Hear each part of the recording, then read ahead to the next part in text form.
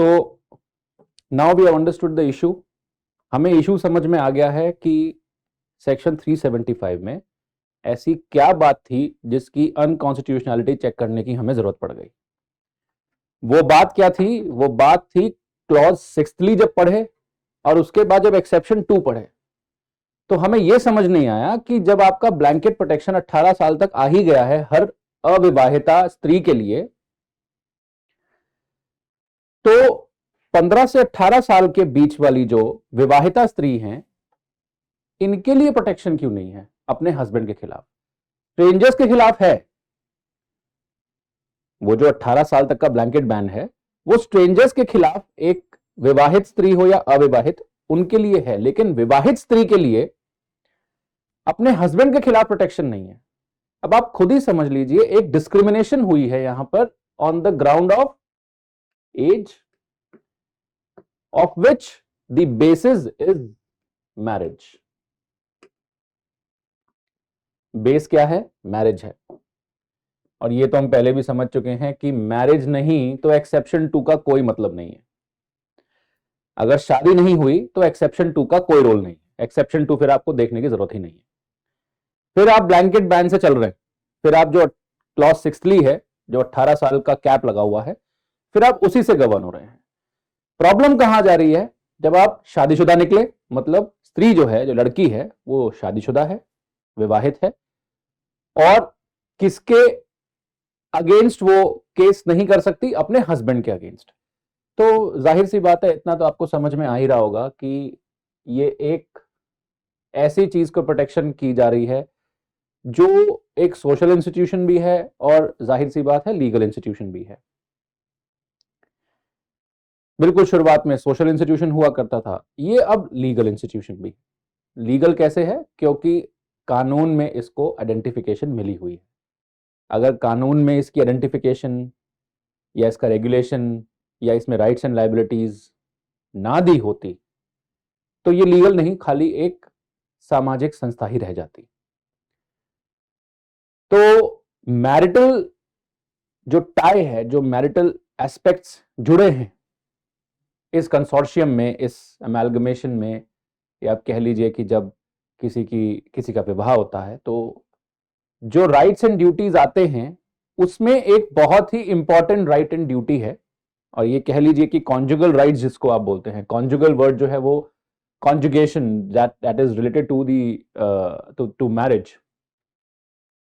Conjugation right या conjugal rights का सबसे इंपॉर्टेंट और प्राइमरी राइट होता है, और आप ये कह लीजिए कि ये राइट एंड ड्यूटी का एक कॉरिलेशन है, जिसमें sexual intercourse which is also known by the name consummation of marriage is one of the necessary concomitant।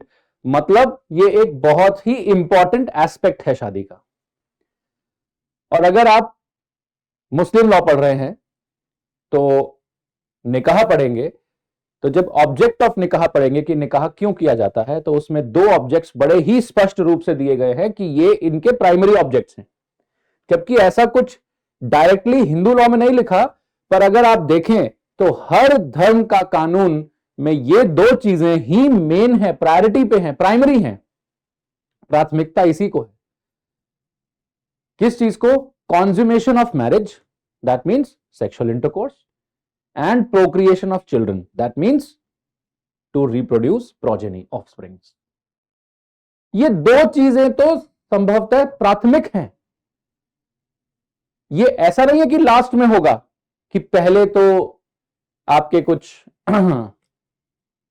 और सुख दुख बांटने के लिए कोई आ रहा है, या आपका कोई दोस्त नहीं है तो दोस्त बनने के लिए आ रहा है। ये सब बातें सेकेंडरी टर्शरी हो सकती हैं, ये बाद में हो सकती हैं। ये बाद में नहीं हो सकता कि शादी जो है वो कॉन्ज्यूमेशन के लिए, मतलब सेक्सुअल इंटरकोर्स के लिए और बच्चे पैदा करने के लिए नहीं की जा रही। ये प्राइमरीली इसी के लिए की जाती है। क्यों मैं आपको ये समझा रहा हूं? क्योंकि आप समझिए कि 15 से 18 साल का जो डिवीजन हुआ है, जिसमें प्रोटेक्शन मिली है किसको? इस हस्बैंड को शादी में, इस लड़के को, ये जो हस्बैंड कहलाया जा रहा है, ये क्यों दी जा रही है? क्योंकि यूनियन ऑफ इंडिया ने जब अपना आर्ग्यूमेंट पेश किया तो वो यही आर्ग्यूमेंट लेके आए सामने। मैं यहां पर arguments by petitioner union of India ही थोड़ा सा आपसे चर्चा कर रहा हूं। तो यूनियन ऑफ इंडिया से जब पूछा गया, खैर वो तो काउंटर एफिडेविट था। काउंटर एफिडेविट का मतलब जब कोई पिटिशन आपके सामने आती है सुप्रीम कोर्ट में, तो उसके रिप्लाई में जो दिया जाता है उसको काउंटर एफिडेविट बोलते हैं। जैसे आप अगर ट्रायल कोर्ट में जाएं तो सिविल केसेस में अगर कोई रिप्लाई आता है तो उसको रिटन स्टेटमेंट बोलते हैं। सुप्रीम कोर्ट में अगर कोई रिप्लाई आता है किसी भी पिटिशन का या एप्लीकेशन का, भले ही आप एसएलपी फाइल कर दें, भले ही आप आर्टिकल 32 में कोई रिट पिटिशन फाइल कर दें, उसके रिप्लाई में जब भी कोई रिस्पॉन्स आएगा उसको काउंटर एफिडेविट बोलते हैं। तो ये मत सोच लेना कि ये कोई एफिडेविट जा रहा है साइन करके ओथ कमिश्नर से, ये सब चीजों पे इसका रोल कम है। इस स्टेटमेंट, इस वर्ड का मतलब है, काउंटर एफिडेविट का मतलब है रिप्लाई सुप्रीम कोर्ट में, क्योंकि सुप्रीम कोर्ट में वकालत करने के और प्रोसीजर के जो रूल्स हैं वो सुप्रीम कोर्ट रूल्स अलग से बनाए गए हैं, और सुप्रीम कोर्ट के पास ये ताकत भी है कि वो अपने रूल्स, अपने प्रोसीजर्स खुद के लिए बना सकता है। तो इसीलिए अगर आपको सुप्रीम कोर्ट में प्रैक्टिस करनी है तो आपको सुप्रीम कोर्ट रूल्स के बारे में सारी जानकारी होनी चाहिए, और सुप्रीम कोर्ट रूल्स के बारे में जानकारी है कि नहीं इस चीज का वो एग्जाम लेते हैं, और अगर वो एग्जाम आप क्लियर कर लें तो आप एडवोकेट ऑन रिकॉर्ड्स बन जाते हैं, और वही एडवोकेट ऑन रिकॉर्ड सिर्फ एलिजिबल है सुप्रीम कोर्ट में प्रैक्टिस करने के लिए। इसीलिए उनको प्रैक्टिस करने का, सिर्फ उन्हीं को प्रैक्टिस करने का अधिकार है। थोड़ा सा डिविएटेड इंफॉर्मेशन है पर बात चली तो आपके लिए जरूरी हो गया। तो यूनियन ऑफ इंडिया ने काउंटर एफिडेविट में एक बड़ी अच्छी बात करी। अब अच्छी बात है कि बुरी वो तो कोर्ट आगे डिसाइड करेगा, पर एक अच्छी बात है। उन्होंने ये बताया कि देखिए हम ये जो प्रोटेक्शन दे रहे हैं 15 से 18 साल का, ये यूनियन ऑफ इंडिया का, कि हम जो ये 15 से 18 साल तक का प्रोटेक्शन दे रहे हैं, किसको? हस्बैंड को। हम किसी और व्यक्ति को नहीं दे रहे। हम ये नहीं कह रहे कि एक विवाहित स्त्री है तो उसके साथ कोई भी अगर शारीरिक संबंध बनाएगा 15 से 18 साल के बीच में तो उसको हम रेप में नहीं गिनते। हम सबको नहीं दे रहे। वहां पर 18 साल तक का प्रोटेक्शन 6th से लगा हुआ है। हम सिर्फ एक एस्पेक्ट को डिफरेंशिएट कर रहे हैं, वो है हस्बैंड का एस्पेक्ट। क्यों कर रहे हैं? क्योंकि हस्बैंड का मतलब हुआ विवाह हो गया है। हस्बैंड का मतलब हुआ कि विवाह हुआ है, और विवाह का जो प्राइमरी ऑब्जेक्ट है वो है कॉन्ज्यूमेशन ऑफ मैरिज। आप कोई भी धर्म उठा के देख लीजिए। और दूसरा ऑब्जेक्ट है प्रोक्रिएशन ऑफ चिल्ड्रन। देखिए, first is consummation and second is procreation. आप कोई भी कानून पढ़िए विवाह का, आपको ये दो चीजें प्राइमरी मिलेंगी, और ये प्राइमरी है, सेकेंडरी नहीं है, ये ध्यान रखना। हिंदू लॉ में भी प्राइमरी है। और ये सामाजिक संस्था जिस तरह से बनाई गई थी, ये इसी पर्पस को सॉल्व करने के लिए बनाई गई थी, जिससे कि लेजिटिमेसी ऑफ चिल्ड्रन आज तक आ सके, ये पता चल सके कि इस बच्चे के माँ बाप कौन है, इसका ध्यान कौन रखेगा, इसकी परवरिश कौन करेगा, और इसको आगे तक कौन लेके जाएगा, अपब्रिंगिंग कौन करेगा, इसका ख्याल कौन रखेगा। क्योंकि सबसे बड़ी चीज आती है कि देश के बच्चे कौन संभाले, सरकार, कम्युनिटी या पैदा करने वाला। हमारे देश में तो पैदा करने वाला ही संभालता है। ये मुझे कैसे पता? क्योंकि आप मेंटेनेंस का लॉ पढ़ लीजिए, सेक्शन 125 सीआरपीसी पढ़ लो, मेंटेनेंस इन हिंदू लॉ पढ़ लो, Hindu adoption and maintenance act है ना, वो पढ़ लो आप 1956 का। उसमें मेंटेनेंस के लिए चिल्ड्रन को अलाउ किया गया है, वाइफ को अलाउ किया गया है। चिल्ड्रन के लिए आप मांग सकते हैं मेंटेनेंस। किससे? सरकार से नहीं। किससे? बाप से, फादर। जहां भी मेंटेनेंस का लॉ होगा, father and then the mother, इन्हीं के लिए कानून बना है, इन्हीं की ड्यूटी बनाई गई है, इन्हीं की लायबिलिटी है। इसका मतलब देश, स्टेट नहीं संभाल रहा है बच्चे, मां बाप संभाल रहे हैं। अब आपको कैसे पता कौन मां बाप है? जब तक आप लेजिटिमाइज नहीं कर देंगे उसको। लेजिटिमाइज मतलब लीगली कौन मां बाप माना जाए, इस बात का उत्तर चाहिए होगा आपको, क्योंकि उसका संभाल वही करेंगे। और सिचुएशन यह है कि अगर आप विवाह के सूत्र में नहीं बंधते हैं तो यह जानना मुश्किल हो जाता है कि इसका फादर कौन है। इसीलिए अडल्ट्री में बहुत इंपॉर्टेंट था कि इनफिडेलिटी ना हो, क्योंकि ऐसे में ये मुश्किल हो जाता है जानना, because father is a fact and mother is a presumption. Paternity को एस्टैब्लिश करना पड़ता है, ये तो आप जानते ही, एविडेंस एक्ट में भी है। पैटर्निटी को एस्टैब्लिश करना पड़ता है, मैटर्निटी प्रिजम्पशन है। मां का पता रहता है, पिताजी का नहीं पता रहता। तो ये प्राइमरी ऑब्जेक्टिव है। मैं बहुत सारी चीजें इसमें और डिस्कस कर सकता हूं, पर I am sticking to the topic. ये प्राइमरी ऑब्जेक्टिव है कि कंज्यूमेशन ऑफ मैरिज हो, कि इनको कम से कम सेक्सुअल इंटरकोर्स का एक अवसर प्राप्त हो, लेकिन कब? जब शादी हो जाए। क्योंकि उसका एक क्रॉलरी ये है, उसकी एक कॉन्सिक्वेंस ये है, उसका एक कह लीजिए, उसके बाद एक होने वाला एक संभावना ये है कि प्रोक्रिएशन भी हो सकती है, बच्चा भी हो सकता है। इसीलिए ये दोनों प्राइमरी रीजन बन जाते हैं। और मैरिटल इंस्टीट्यूशन को आइडेंटिफाई किया गया लॉ में भी कि ये बिल्कुल, इसलिए बिल्कुल सही है, क्योंकि इसके साथ बहुत सारे और कानून आगे जुड़ जाते हैं, बहुत सारे एस्पेक्ट्स को टेक केयर करने को मिलता है। तो यूनियन ऑफ इंडिया समझा रही है कि सर ऐसा है, 15 से 18 साल के बीच में अगर उसकी शादी हो जाती है तो ये दोनों चीजें प्राइमरी हो जाती हैं। और अगर मैं इसको क्रिमिनलाइज कर दूं, मतलब अगर नॉन कॉन्सेंशुअल सेक्सुअल इंटरकोर्स को इस दौरान बाय द हस्बैंड को क्रिमिनलाइज कर दूं, तो सारे विवाह टूटने की कगार पे आ जाएंगे जो 15 साल से 18 साल के बीच में हुए हैं। इसका मतलब यहां पर सबसे बड़ी एक क्या एस्पेक्ट जुड़ गई? सबसे बड़ी एस्पेक्ट जुड़ गई कि एक गर्ल चाइल्ड है। मुझे यहीं से तो पता चला कि मुझे डिस्कशंस कहां रखनी है, मुझे किस चीज को खंगालना है, कि एक गर्ल चाइल्ड है। और गर्ल चाइल्ड का मतलब मैरिड बिफोर 18 ईयर्स, 18 साल से पहले जिसकी शादी हो गई हो। अब 18 साल से पहले आपकी, जब आप पैदा हुए और 18 साल तक के हुए, इसके बीच में आपकी कभी भी शादी होगी तो उसको चाइल्ड मैरिज बोला जाएगा। जब आप पैदा हुए और 18 साल तक हुए, उसके बीच में कभी भी आपकी शादी होगी तो उसको चाइल्ड मैरिज ही बोला जाएगा। और एक बॉय के लिए ये 21 साल से नीचे है।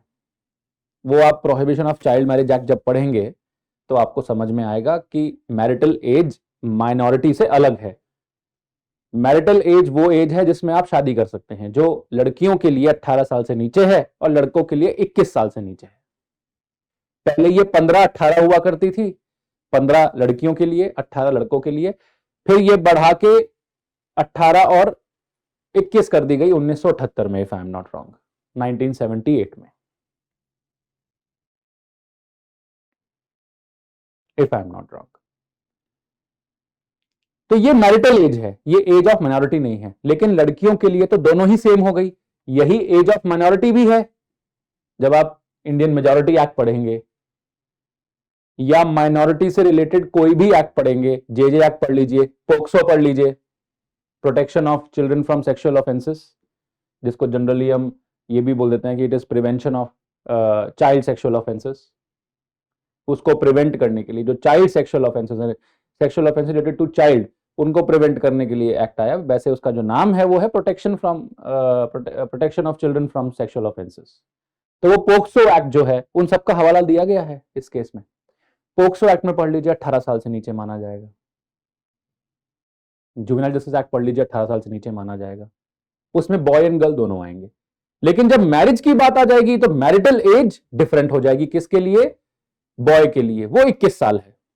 लड़की के लिए माइनॉरिटी का एज हो या शादी का एज, वो एक ही है, 18 साल। तो पहला एस्पेक्ट इसमें क्या जुड़ गया कि एक तो गर्ल चाइल्ड है, 15 से 18 ये बीच में पढ़ना है। जब हमें इस विंडो को खंगालना पड़ा कि ये ब्लैंकेट प्रोटेक्शन हस्बैंड के खिलाफ क्यों नहीं दे रहे हो और 15 से 18 साल के बीच में हस्बैंड को क्यों प्रोटेक्शन दे रहे हो, उसको जब समझने लगे तो पहला एस्पेक्ट क्या बना, गर्ल चाइल्ड, कि यहां पर एक गर्ल चाइल्ड है और गर्ल चाइल्ड का क्या हो रहा है, दूसरा एस्पेक्ट मैरिज हो रही है, दूसरा एस्पेक्ट है मैरिज। इसका मतलब आप किस बारे में डिस्कशंस करेंगे, चाइल्ड मैरिज,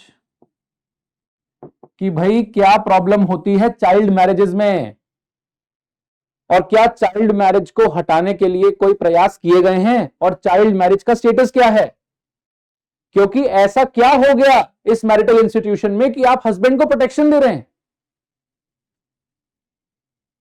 किसको प्रोटेक्शन मिल रही है, सिर्फ हस्बैंड को, यही एक्सेप्शन है और कुछ नहीं है।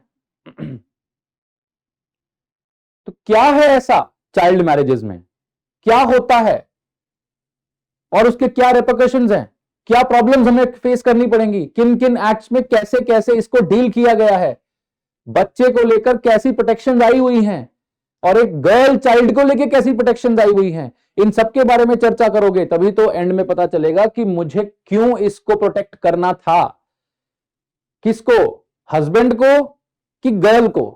अब यहां बैलेंस किसमें क्रिएट होगा कि जब मैं ये समझ जाऊंगा कि गर्ल चाइल्ड और मैरिज में, गर्ल चाइल्ड और उसकी शादी में क्या प्रॉब्लम्स आएंगी और क्या हक देने चाहिए हस्बैंड को, तो हस्बैंड का पल्ला भारी हो या फिर गर्ल चाइल्ड का, मतलब वाइफ का पल्ला भारी हो, किसका हो, किसको प्रोटेक्ट करें, हस्बैंड को कि गर्ल चाइल्ड को। अभी तक हम क्या कर रहे हैं, 15 से 18 साल के बीच में हस्बैंड को प्रोटेक्ट कर रहे हैं कि भाई देखो अगर ये नॉन कंसेंशुअल, देखो कंसेंशुअल हो या नॉन कंसेंशुअल, 15 से 18 साल के बीच में रेप नहीं है।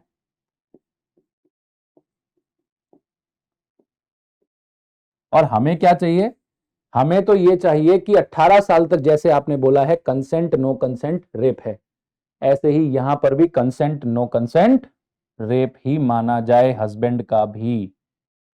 पर हम फोकस क्या करते हैं, देखो कंसेंट भी आ गई अगर तो हम थोड़ा रिलैक्स हो भी जाते हैं, पर हमें क्या चाहिए, मतलब ब्लैंकेट प्रोटेक्शन देनी है। पर नॉन कॉन्सेंशुअल सेक्स भी अगर वो कर रहा है तो हमें उसको पनिश क्यों नहीं करना।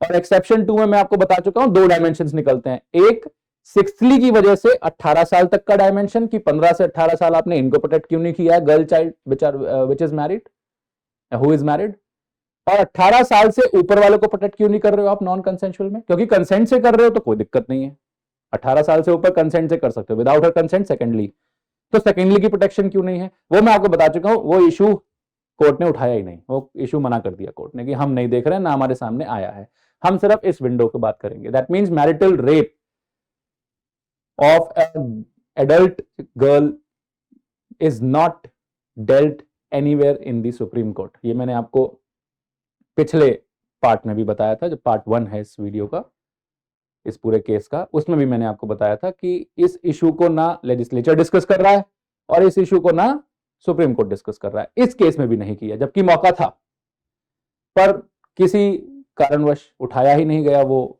एस्पेक्ट और ना उस पर चर्चा हुई। और साफ साफ कोर्ट ने शुरू में भी बोला जजमेंट में और अंत में भी जजमेंट में बोला यही कि इस इशू को हम नहीं डिस्कस कर रहे, इसका मतलब इस मैटर को कोई छेड़ ही नहीं रहा।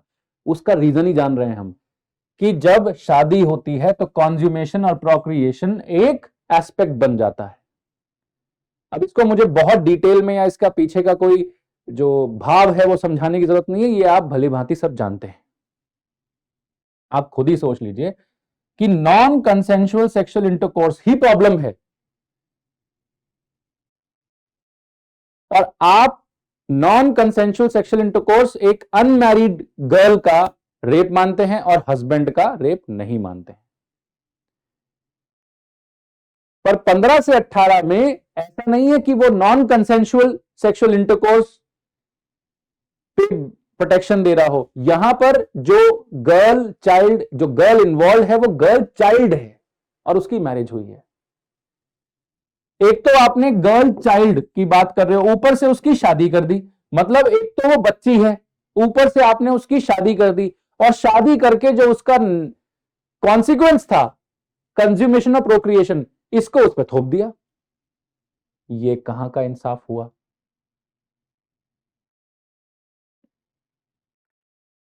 तो यूनियन ऑफ इंडिया क्या लेके आई तथ्य कि देखिए शादी करना जो था, बाल विवाह जो है, वो इस देश की सच्चाई है। उन्होंने कुछ डेटास भी रखे। उन्होंने बताया कि देखिए 46% जो विमेन हैं between 18 to 29 are married before 18 years, ऐसा यूनियन ऑफ इंडिया ने बोला। 46% की जो ब्राइड्स हैं between 18 to 29 years are married before 18 years. 18 से 29 साल के बीच में जितनी भी ब्राइड्स हैं उसमें जो शादियां होती हैं, क्योंकि अब तो आपने देखा होगा कि शहर में थोड़ा सा शादियां लेट ही होती हैं। अच्छा, आपको लगेगा कि कहां हो रहे हैं बाल विवाह, हमने तो देखे नहीं बचपन से कभी। बात मेरी और आपकी नहीं हो रही है। हम लोग हो सकता है कि एक शहरी इलाके से आए हों, वहां पर जो बाल विवाह का जो प्रचलन है वो खत्म हो गया हो। आप अपने दादा या नाना नानी से जरा बैठ के पूछ लीजिए कि उनकी शादी कब हुई थी, वो आपको बता देंगे। और इतने बच्चे जो हुए हैं, जो आपके मासी, मामा, चाचे, जब आपको दिखता है कि ये तो बहुत बड़ा परिवार है, 5 बच्चे 6 बच्चे तो बहुत नॉर्मल थे। आज के वक्त आप सोचेंगे भी नहीं कि 3 बच्चे करने। 5 बच्चे कोई सोच नहीं सकता है आज के परिवेश में। ये शहरीकरण है। हम लोग शहर से आते हैं, हमने इस चीज को इवॉल्व किया है, हमने पढ़ा है, स्कूल गए हैं, समझा है। हम पे समाज का अगर कभी दबाव आया और वो गलत हुआ तो हमने उसको अपोज भी किया है, हम लड़ रहे हैं उस चीज से। अगर कोई लड़की आज शादी करना चाहती है और उसको 18 साल होते ही अगर घर वाले बोल दे कि तुम शादी कर लो, वो तब भी नहीं करेगी। 18 साल तक तो आपकी 12वीं कंप्लीट होती है, ग्रेजुएशन 3 साल और 21, पोस्ट ग्रेजुएशन 2 साल और 23, फिर नौकरी में आप कुछ ना कुछ अगर कुछ अच्छा कर रहे हैं, हो सकता है आपको और हाई स्टडीज करनी पड़े, 25, फिर नौकरी में एस्टैब्लिश होने के लिए थोड़ा टाइम चाहिए, फोकस आपका कहीं और है, 3 साल 4 साल मानिए, 28 29, ये विंडो आ गया। देखो 28 से 29 साल क्यों सर्वे हुआ, क्योंकि 18 से 29 साल के बीच में बहुत मेजरली लड़कियों की शादी होती है। और ये by the time society evolve कर रही है। अगर मान लीजिए आपके माँ बाप आ भी जाए आपके पास 18 साल में कि शादी कर लीजिए, तो आप उनको अपोज करते हो, सामाजिक दबाव में आके शादी कर ही नहीं लेते। आप कहते हो कि मेरे पढ़ने की उम्र है, फिर मुझे नौकरी करनी है, मुझे कुछ मुकाम हासिल करना है, डिपेंडेंट होना है, independent as an dependent, self dependent, independent होना है। मुझे भी अपने प्रोप्राइटरी राइट्स चाहिए, मुझे भी फाइनेंशियली इंडिपेंडेंस चाहिए। ये सारी चीजें आएंगी ना। मुझे भी अपने दिमाग को, होराइजन्स को ब्रॉड करना है, मुझे भी कुछ सीखना है, मुझे भी कहीं आगे जाना है। और देख लीजिए, आपने पहले विमेन को पढ़ाई का अपॉर्चुनिटी नहीं दिया, तो समाज की पेस देख लीजिए कहां थी। आज दे दिया है तो अब देख लीजिए हम कहां पेस पे हैं। एंड लुक, कौन सा ऐसा एवेन्यू है जहां पर फीमेल्स का दबदबा ना हो। ये क्यों हुआ? क्योंकि आपने अपॉर्चुनिटी दी। और ये क्यों हुआ? क्योंकि वो इस सामाजिक दबाव को अपोज कर पाए। तो ये जो हो रहा है, ये तब हो रहा है जब आप उनको पढ़ने की अपॉर्चुनिटी देते हैं, जब उनको 10वीं 12वीं ग्रेजुएशन करवा रहे हैं, क्योंकि तब तक उनको डिपेंडेंसी है मां बाप पे कि वो करवाएंगे तो वो कर पाएंगे। बच्चा अपने आप कैसे स्कूल में दाखिला लेगा? लेकिन जहां पर ये नहीं करवा रहे, वहां पर तो उनकी शादी ही एकमात्र उनका ऑब्जेक्ट बन जाता है कि लड़की की सिर्फ शादी करनी है, वो परिवार संभाले। ये चला आ रहा है। तो ये क्या है, अभी भी ट्राइबल्स या फिर ये समझ लीजिए बहुत सारे ऐसे पिछड़े तबके हैं जहां पर ये ब्राइड जो है वो लेस देन 18 होती है और चाइल्ड मैरिजेस प्रिवेल कर रही हैं। तो यूनियन ऑफ इंडिया क्या कह रही है कि ये एक कटु सत्य है इस देश का, जो आपको एक्सेप्ट करना पड़ेगा कि चाइल्ड मैरिजेस हो रही हैं, बाल विवाह हो रहे हैं। और उसमें तथ्य दिया कि देखिए 18 साल से 29 साल के बीच की अगर आप सर्वे करें तो बिफोर 18 46%, ऑलमोस्ट आधी, ऑलमोस्ट ये समझ लीजिए 50% ब्राइड्स जो हैं वो बिलो 18 है। इसका मतलब कितना बाल विवाह हो रहा है, आप खुद ही देखिए। उन्होंने एक और तथ्य दिया कि इंडिया में 23 मिलियन, मोटा मोटा तौर पे मान लीजिए कि इंडिया में 2.3 करोड़ चाइल्ड ब्राइड्स, 23 मिलियन हो गए आपके 230 लाख, 100 लाख पे 1 करोड़ हो जाएगा मेरे ख्याल से।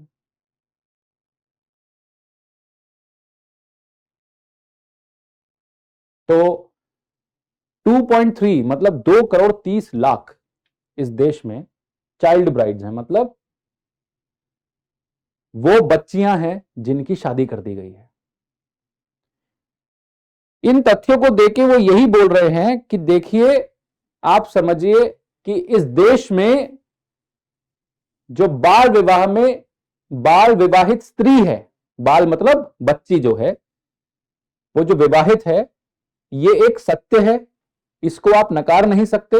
और ऐसा कोई भी एक्ट नहीं है जो इस कंसोर्शियम को, इस मैरिटल टाई को, मतलब एक बाल विवाह को इनवैलिड घोषित कर रहा हो। कोई ऐसा केस नहीं है जिसमें यह बोला गया हो कि child marriages are void ab initio in India. कोई केस नहीं है। तो ऐसा क्या इसको प्रिवेलिंग कर दिया गया कि भाई होने दो? क्या बाल विवाह सही है? कोर्ट ने बहुत सारी चीजों का हवाला लिया। अभी मैं ऑब्जर्वेशन में बताऊंगा कि कोर्ट ने किन किन चीजों, किन किन बिंदुओं पे डिस्कशंस करी हैं, कहां कहां थोड़ी बहुत डिबेट्स हुई हैं। आप पहले यूनियन ऑफ इंडिया का तथ्य सुनिए, उसके बाद फिर पिटिशनर का तथ्य मैं आपको दूंगा। तो यूनियन ऑफ इंडिया क्या कह रही है कि आप समझिए कि चाइल्ड ब्राइड जो है वो इस देश का सत्य है, और बहुत सी जो विवाहित स्त्रियां हैं वो अभी बच्चियां हैं, उनकी 18 साल से पहले शादी होती है। अब वो 15 हो, 16 हो, 17 हो, 18 हो, 18 हो गया तो फिर तो एडल्ट ही हो गया, 18 से पहले कभी भी 14, 13, 12। और माइंड इट, बहुत सारे कम्युनिटीज में अभी भी चाइल्ड मैरिजेस एक प्रैक्टिस प्रिवेलिंग है। राजस्थान चले जाइए, आप एमपी में चले जाइए, आप कर्नाटक चले जाइए। कर्नाटक ने एक बहुत अच्छा स्टेप लिया है, वो मैं बताऊंगा आपको। कर्नाटक ने बहुत ही प्रोग्रेसिव स्टेप लिया है। पर क्यों लिया? क्योंकि वहां पर यह बहुत ज्यादा प्रेवलेंट था। और हर जगह चले जाइए, आप बिहार चले जाइए, झारखंड चले जाइए, चाइल्ड मैरिजेस के इस एस्पेक्ट को आप अवॉइड नहीं कर पाएंगे, क्योंकि ये आपका कोई एंशियंट ट्रेडिशन है जिसके थ्रू ये काम चलता आ रहा है। और इसमें कहीं दूर जाने की जरूरत नहीं है। आप अपने 1 या 2 जनरेशन पहले भी अगर आप थोड़ा सा इन्वेस्टिगेट करेंगे तो आपके सामने वो सत्य आ ही जाएगा कि देखिए, आपकी नानी, दादी, परनानी, परदादी कभी ना कभी चाइल्ड मैरिज में इन्वॉल्व थी, मतलब दे परफॉर्म चाइल्ड मैरिजेस। वो बात अलग है कि सिचुएशन कुछ अलग तरीके से रही होगी, जैसे गौना होता है और वो सब चीजें, that is different. We are not discussing about child marriage, but it is important to know about it, क्योंकि यहां पर प्रॉब्लम सारी यही आ रही है। इसको डिस्कस करने के लिए कि 15 से 18 साल के बीच आपने क्यों हस्बैंड को प्रोटेक्ट कर लिया, उसके लिए आपको समझना होगा कि इस वक्त हो क्या रहा है। 15 से 18 साल के बीच जो गर्ल है वो चाइल्ड है, 18 से नीचे है, और उसकी शादी हो गई है। इन दोनों का एस्पेक्ट क्या है, इन दोनों का कॉन्सिक्वेंस क्या है, क्या दिक्कत हो रही है हमें इससे। तभी तो यूनियन ऑफ इंडिया ने बताया कि भैया देखिए, चाइल्ड मैरिजेस को आप अवॉइड नहीं कर सकते। और फिर वो बताए आपको कि हम नहीं चाहते कि चाइल्ड मैरिज अगर हो रही हैं जिसमें हो सकता है बच्चों की कोई गलती ना हो, क्योंकि बच्चा कंसेंट तो दे नहीं सकता। मां बाप, गार्जियन, पंडित जी और जो बाराती हैं, ये मिलके इनकी शादियां करवा रहे हैं। एक 18 साल से नीचे के लड़का या लड़की से आप क्या उम्मीद लगा रहे हैं कि वो कंसेंट देने के लिए तो एलिजिबल है नहीं। ये तो स्टैट्यूट में लिखा है, वो तो माइनर है, बच्चा है, कुछ समझता नहीं है। आप उसको जबरदस्ती शादी करवा ही देंगे तो उसको क्या पता कि क्या हो रहा है। इसमें गलती तो गार्जियंस की है, परफॉर्म करवाने वाले की है, अबेटर्स की है, मतलब जो बाराती खड़े हैं, जो इसको जाके प्रोत्साहन कर रहे हैं। आप बारात में आए क्यों? आपको रोकना चाहिए था उनको। अगर आप बारात में आ गए हैं, रोक नहीं रहे हैं, तो आप अबेटर हैं, आप प्रोत्साहन दे रहे हैं, इंस्टिगेट कर रहे हैं। पंडित जी बैठ के शादी करवा रहे हैं मंत्र फूक के।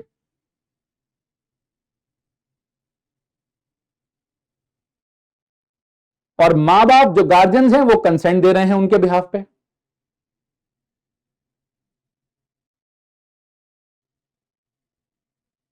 टेंट वाला टेंट लगा रहा है, खाने वाला खाना बांट रहा है। आप ये नहीं कह सकते कि आपने मना क्यों नहीं किया। भाई मना कर देना चाहिए था कि हम नहीं आएंगे इस शादी में, हम किसी भी तरीके से आपकी हेल्प नहीं करेंगे, नहीं तो ये एडिंग हो जाएगी या बेटर बन जाओगे। इसीलिए जो प्रॉब्लम है वो इन लोगों पे डाली जाती है, ना कि चाइल्ड ब्राइड्स पे या चाइल्ड ग्रूम पे। तो आप सोचिए कि ऐसे में उन बच्चों की क्या गलती। लेकिन दिक्कत यह है कि अब शादी तो हो गई और किसी भी कानून में मना नहीं है। कोई कानून नहीं है इंडिया में जिसमें यह लिखा हो कि चाइल्ड मैरिजेस आर वॉइड। अगर ये लिख दें किसी भी कानून में कि child marriages are void ab initio, तो आपका सारा खेल ही खत्म, सारी प्रॉब्लम्स खत्म हो गई आपकी। चाइल्ड मैरिज को लेकर जितनी चर्चाएं हैं उसका निष्कर्ष यही है कि आप 18 साल तक कंप्लीट बैन लगा दें कि चाइल्ड मैरिजेस नहीं हो सकती। और वैसे भी अब चाइल्ड की डेफिनेशन मैरिटल एज में 21 साल लड़के के लिए है, तो लड़का 21 साल से पहले शादी नहीं कर सकता, लड़की 18 साल से पहले शादी नहीं कर सकती। अगर ऐसा होता है कि दोनों में से कोई भी अपनी मैरिटल एज क्वालिफाई नहीं कर पाता, तो ऐसे में उस शादी को वॉइड एब इनिशियो करार कर देना चाहिए। ऐसी बात किसी भी स्टैट्यूट में नहीं लिखी, किसी भी स्टैट्यूट में नहीं लिखी। जो लिखा है वो मैं आपको संक्षिप्त में बता ही दूंगा। वॉइड नहीं लिखा, वॉइडेबल लिखा है।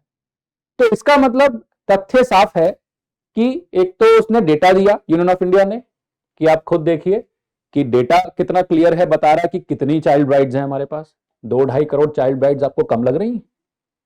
2.5 करोड़ जनता को आप परेशान करोगे? खुद सोचिए। और इससे होता क्या है कि चाइल्ड ब्राइड्स होना तो सत्य है, और ब्राइड है मतलब शादी हुई है, तो ये कंकॉमिटेंट भी सत्य बन जाता है। देखिए 15 साल तक प्रोटेक्शन तो दी ही हुई है कि 15 साल से नीचे ब्राइड हुई तो अगर हस्बैंड ने नॉन कंसेंशुअल सेक्सुअल इंटरकोर्स किया तो, या कंसेंशुअल सेक्सुअल इंटरकोर्स भी किया तो बैन है, रेप माना जाएगा। पर 15 से 18 के बीच में नहीं दे रहे। अब वो यही चर्चा करना चाह रहे हैं कि 15 से 18 साल के बीच में क्यों नहीं दे रहे। तो यूनियन ऑफ इंडिया कह रहा है कि भाई देखो, हमें चाइल्ड मैरिजेस को क्रिमिनलाइज नहीं करना है। 15 से 18 के बीच में हम ये सोचते हैं कि ये they can consummate the marriage and they can procreate the children, ऐसा यूनियन ऑफ इंडिया बोल रहा है। मतलब एक मान्यता ये है कि 15 साल से ऊपर अगर आप हो गए हो और 18 साल के बीच में आप कंज्यूमेट कर सकते हैं, बच्चा पैदा कर सकते हैं। उनको लग रहा है कि शायद मेडिकली वो फिट होते हैं, मेंटली वो फिट होती हैं, फिजिकली वो फिट होती हैं, इसीलिए प्रोक्रिएशन 15 से 18 साल के बीच में पॉसिबल है और उसको प्रोटेक्शन देना गलत नहीं है अगर नॉन कंसेंशुअल हो रहा है तो। अब वो ये पूछ रहे हैं कि कंसेंशुअल या नॉन कंसेंशुअल, नॉन कंसेंशुअल भी है अगर, तो क्यों आप अलाउ कर रहे हो उसको नॉन कंसेंशुअल? आप लड़की के ऊपर फोर्स कैसे कर सकते हैं कॉन्ज्यूमेशन? तो वही स्टैंड जो आप 18 साल से ऊपर रखेंगे यहां भी रख देंगे कि 18 साल से ऊपर जब फोर्स हो रहा है, जब वहां पर नॉन कंसेंशुअल अभी अलाउड है, माइंड इट, अगर 18 साल से ऊपर एक विवाहित जोड़ा है और husband non consensual sexual intercourse करता है वाइफ के साथ, तो रेप नहीं है। यही तथ्य लेके वो बोल रहे हैं कि यहां भी नहीं है। क्यों? क्योंकि हम क्या नहीं चाहते? क्रिमिनलाइजेशन ऑफ मैरिटल रिलेशनशिप नहीं चाहते कि ये 15 साल से 18 साल के बीच में शादी हो जिसमें लड़का नॉन कंसेंशुअल सेक्सुअल इंटरकोर्स करे, उसको आप सजा दें, 10 साल जेल में डाल दें और उनका पूरा मैरिटल फ्यूचर खराब। जेल में डाला रहेगा तो वो कभी कॉन्जुगल राइट्स तो मिले ही नहीं उसको, और सिर्फ क्या तथ्य है कि उसने नॉन कंसेंशुअल सेक्सुअल इंटरकोर्स किया है शादी के बाद, अदर देन मैरिज नहीं। तो हम नहीं चाहते कि मैरिटल इंस्टीट्यूशन फॉलो होना शुरू हो जाए इस रीजन से। तो ये यूनियन ऑफ इंडिया का पूरा परिवेश था, ये परिप्रेक्ष्य उन्होंने रखा कि हम नहीं चाहते कि क्रिमिनलाइजेशन ऑफ मैरिटल रिलेशनशिप हो, हस्बैंड जेल चले जाएं। क्यों? क्योंकि शादी होने के बाद कॉन्ज्यूमेशन ऑफ प्रोक्रिएशन एक नेचुरल कॉन्सिक्वेंस है, मतलब it's something which for which you are marrying. और फिर पिटिशनर आया, खैर पिटिशनर पहले आया था, मैं आपको पिटिशनर का अब बता रहा हूं। पिटिशनर आके फिर ये बोलता है कि ये बताइए कि शादी एक तो गर्ल की और वो भी चाइल्ड की करना ही गलत है, और कई सारे एक्ट्स हैं जो बच्चों को प्रोटेक्ट कर रहे हैं। उन एक्ट्स का हवाला दिया गया है। कोर्ट ने अपनी ऑब्जर्वेशन में वो हर बिंदु सामने रखी जिसपे उन्होंने रिलाय किया। उन्होंने कहा कि इंटरनेशनल कन्वेंशंस हैं जिसमें चाइल्ड मैरिजेस को डिप्लोर किया गया है, डिप्लोर मतलब डिस्करेज किया गया है, गलत माना गया है। नेशनली भी बहुत सारे एक्ट्स हैं जिसमें चाइल्ड मैरिजेस को खत्म करने के लिए एवेन्यूज दिए गए हैं, और भी एक्ट्स बताए जिसमें चाइल्ड सेक्सुअल ऑफेंसेस को प्रिवेंट या प्रोटेक्ट, चाइल्ड को प्रोटेक्ट करने के लिए प्रावधान बनाए गए हैं। तो पिटिशनर कह रहा है कि जब इतने सारे एक्ट्स हैं, इतने सब कानून आप ले ही आए चाइल्ड मैरिजेस के खिलाफ और चाइल्ड को प्रोटेक्ट करने के खिलाफ, मतलब बच्चों की प्रोटेक्शन के लिए, जब इतने एक्ट्स आ ही गए हैं, इतने स्टैट्यूट्स बन ही गए हैं, तो आप खुद ही समझ लीजिए ना कि हमें इस एस्पेक्ट को नहीं रखना है। ये कैसी डिस्क्रिमिनेशन है कि हस्बैंड को एक एब्सोल्यूट इम्यूनिटी दे देती है कि आप नॉन कंसेंशुअल सेक्स कर सकते हैं अपनी वाइफ के साथ। ये कैसा लॉ हुआ? और वो वाइफ बच्ची है। जहां आप एक तरफ बच्चों को प्रोटेक्ट कर रहे हैं, इन शादियों को डिस्करेज करने के लिए कानून ला रहे हैं, वहीं आप एक जगह पे ये बोलते हैं कि आप अगर हो भी जाए शादी तो non consensual sexual intercourse rape नहीं माना जाए। उस बच्ची पे क्या बीतेगी? उसकी क्या गलती? क्योंकि अगर वो अविवाहिता होती तो 18 साल तक उसको वो प्रोटेक्शन मिल रहा था सबसे, लेकिन सिर्फ उसकी शादी कर दी उस लड़के से, तो अब उस लड़के के खिलाफ उसके पास कोई प्रोटेक्शन नहीं बचा। ये कैसा डिफरेंशिएशन हुआ? ये कैसा डिस्क्रिमिनेशन? पिटिशनर की बात बड़ी गंभीर है और बिल्कुल सीधी और स्पष्ट है कि शादी नहीं होती तो उसका प्रोटेक्शन था, शादी हो गई उसकी क्या गलती? वो तो चाइल्ड है, वो तो बच्ची है, वो तो अभी जानती भी नहीं कि शादी का मतलब क्या है। आपने उसके ऊपर फोर्स कर दिया किसी को कि वो नॉन कंसेंशुअल, मतलब लड़की ना हां करे, वो तैयार ना हो शारीरिक या मानसिक रूप से या मेडिकल किसी प्रॉब्लम से, आपने फिर भी, क्योंकि नेचुरल कॉन्सिक्वेंस है, फिर भी किसी लड़के को अलाउ किया that you can have non consensual sexual intercourse and it is not rape. You will not punish him? Stop him from doing that. We know that child marriages are the truth of the time. अभी तक तो है, valid ही है, कहीं नहीं जा रहा। किसी एक्ट में नहीं लिखा कि ये वॉइड एब इनिशियो है, कर्नाटक को छोड़ के। कर्नाटक बहुत फॉरवर्ड स्टेट निकला इस मामले में। कर्नाटक ने prohibition of child marriage act में, जो 2006 में आया, उसमें साफ साफ अपना अमेंडमेंट लेके लिख दिया कि हम इसको वॉइडेबल नहीं मानते। वॉइडेबल का मतलब ऑप्शन है, या तो अवॉइड कर लो या चलाए रखो। हम इसको वॉइडेबल नहीं मानते, हम तो वॉइड ही कर देंगे। कर्नाटक अपनी अमेंडमेंट ले आई उसमें, तो कर्नाटक स्टेट ने साफ बोल दिया वॉइड एब इनिशियो है। कर्नाटक स्टेट में चाइल्ड मैरिज मान्यता ही नहीं है, मानी ही नहीं जाएगी।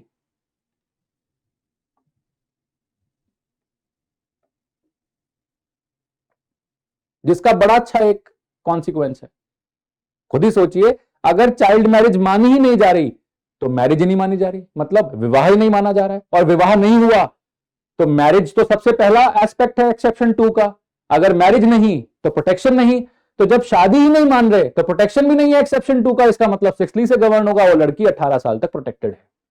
तो ये कर्नाटक ने जो किया, यही काम सारे स्टेट्स को कर देना चाहिए, और यही काम संसद में बैठ के कि हमारे सांसद कर लें, किसी एक्ट में लिख दें। इसी एक्ट में लिख दें, prohibition of child marriage act में, जब आया था तभी लिख देते, लेट थोड़ी आया है।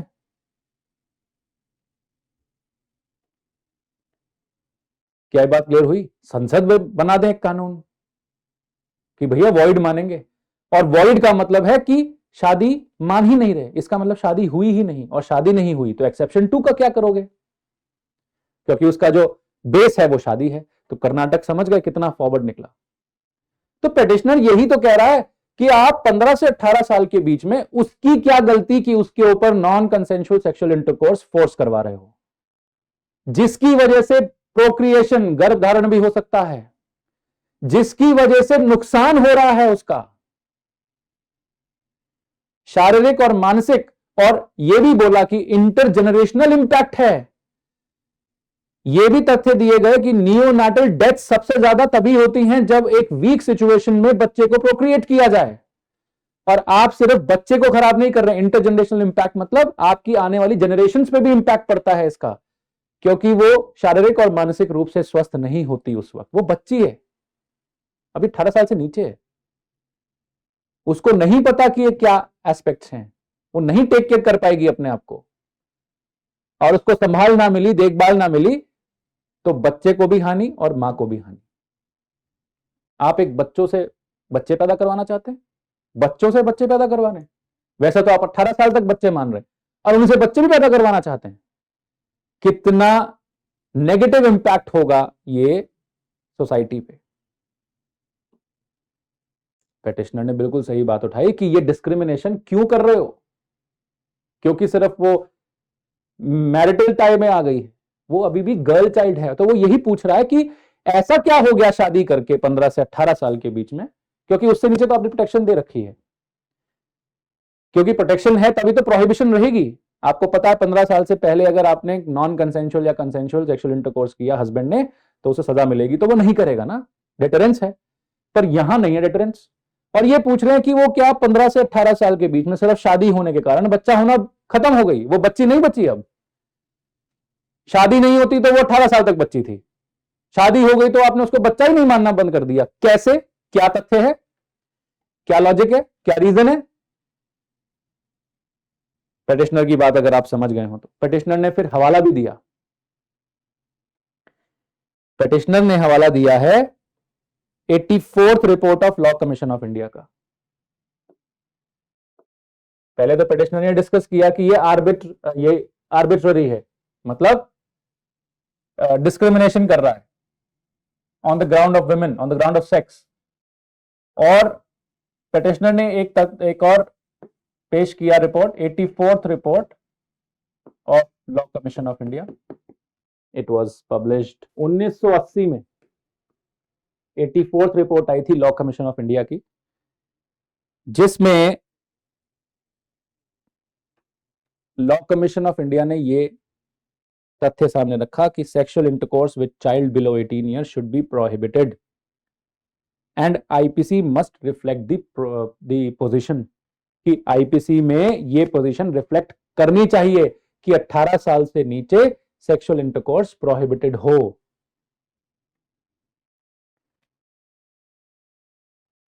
The view is that since the Child Marriage Restraint Act 1929 prohibits the marriage of a girl below 18 years of age, क्योंकि चाइल्ड मैरिज रेस्ट्रेंट एक्ट जब आया 1929 में, ब्रिटिश एरा में आ गया था, सोचिए ब्रिटिश को भी समझ में आ गई थी इतनी बात कि बाल विवाह का जो मिनेस है ये तो बहुत इनग्रेन्ड है। 1929 में एक्ट लेके आए थे चाइल्ड मैरिज रेस्ट्रेंट एक्ट, जिसको अब रिपील कर दिया गया है, उसको हटा के एक नया एक्ट रिप्लेस किया गया है which is prohibition of child marriage act. तो उस वक्त भी इन्होंने ये लॉ कमीशन ऑफ इंडिया तो 1834 में बन गई थी ना, जिसमें लॉर्ड मैकले जो थे वो फर्स्ट चेयरमैन थे। तो लॉ कमीशन ऑफ इंडिया तो तब से चली आ रही है, ये आज का नहीं है, 1834 में बनी थी। तो उसमें बोला रिपोर्ट में, द व्यू, ये जो 1980 की जो रिपोर्ट है, the view is that since the Child Marriage Restraint Act 1929 prohibits the marriage of a girl below 18 years of age, sexual intercourse with a girl child below 18 years of age should also be prohibited, and the IPC should reflect that position, thereby making sexual intercourse with a girl child below 18 years of age an offence. Although 18 साल की बात इसमें कर रहे हैं, जबकि 18 साल हुआ कब था? 2013 में। उससे पहले कितना था? 16 साल। सोचिए 1980 में लॉ कमीशन ऑफ इंडिया ये रिकमेंड कर रही थी कि 18 साल कर दीजिए, जो कि 2013 में हुआ। तो 84 रिपोर्ट जो है ये बड़ी इंपॉर्टेंट हो जाती है। जेएस वर्मा कमेटी ने 2013 में रिकमेंड किया ये फिर से कि 18 साल तक कर दीजिए। अब सिक्सथली में तो 18 साल हो गया, लेकिन आपने एक्सेप्शन 2 में वही रखा, जबकि इसमें यह भी रिकमेंडेशन है कि आप मैरिटल टाई में भी 18 साल तक प्रोटेक्शन देंगे ही देंगे। वहां नहीं मानी बात। एक्सेप्शन 2 जू का तो चल रहा है। इससे पहले जो उम्र थी वो मैंने आपको पिछली वीडियो में बता ही दी। तो क्या ये बात समझ में आई आपको? तो पिटिशनर ने कुछ रिपोर्ट का हवाला देते हुए और बड़ी सारी और इंपैक्ट जो होते हैं उनको डिस्कस किया पूरे केस में, और ये समझाने की कोशिश करी कि देखिए जो डिस्क्रिमिनेशन है ये आर्टिफिशियल है। अब कोर्ट ने ऑब्जर्व करना शुरू किया। जब दोनों की बातें तथ्य सामने आ गए, जब पिटिशनर यूनियन ऑफ इंडिया की मोटी मोटी बातें समझ में आ गई, तो जो भी मदद मिल रही थी, जो डॉक्यूमेंट्स प्रोड्यूस किए जा रहे थे एक के बाद एक बाय द पिटिशनर, उसको खंगाला गया। पिटिशनर ने बहुत ही अच्छा काम किया है। दोनों एडवोकेट्स को कोर्ट ने बहुत सराहा है for the assistance that they have given to the court with respect to the understanding of the whole situation. और जजमेंट के एंड में एक पैराग्राफ में दोनों एडवोकेट्स का नाम लेके उनको कमेंट भी किया गया है, अप्रिशिएट भी किया गया। क्यों? क्योंकि जो मटेरियल प्रोड्यूस उन्होंने किया और जो डॉक्यूमेंट्स प्रोवाइड करे और जो आर्ग्यूमेंट्स उन्होंने लाइन अप करे, that was very important for even the court to understand the whole aspect properly. तो अब observation by Supreme Court. Supreme Court ने कैसे ऑब्जर्व करना शुरू किया? सुप्रीम कोर्ट ने सबसे पहले इसको क्या बोला कि ये तो एक आर्टिफिशियल डिस्टिंक्शन लग रहा है। क्या बोला? Artificial distinction. मतलब जो ये आपने डिस्टिंक्शन किया है ये बड़ा आर्टिफिशियल सा लग रहा है। आर्टिफिशियल मतलब ये रियल नहीं है। इस डिस्क्रिमिनेशन का कोई बेस नहीं है, कोई लॉजिक नहीं, कोई रीजन नहीं दिख रहा, कोई कारण नहीं, आर्टिफिशियल है बड़ा। क्या सोच के किया आपने ये? क्यों एक्सेप्शन 2 में आपने 15 को 18 साल नहीं किया? किस बेस पे?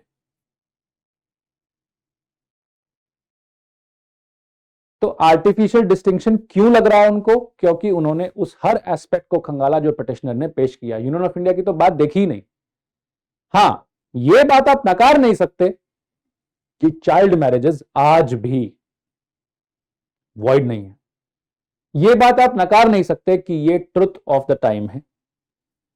आज के परिप्रेक्ष्य में यह सच्चाई है कि चाइल्ड मैरिजेस होती हैं, अभी भी हो रही हैं। बहुत सारे ऐसे पिछड़े तबके हैं जहां हो रहा है।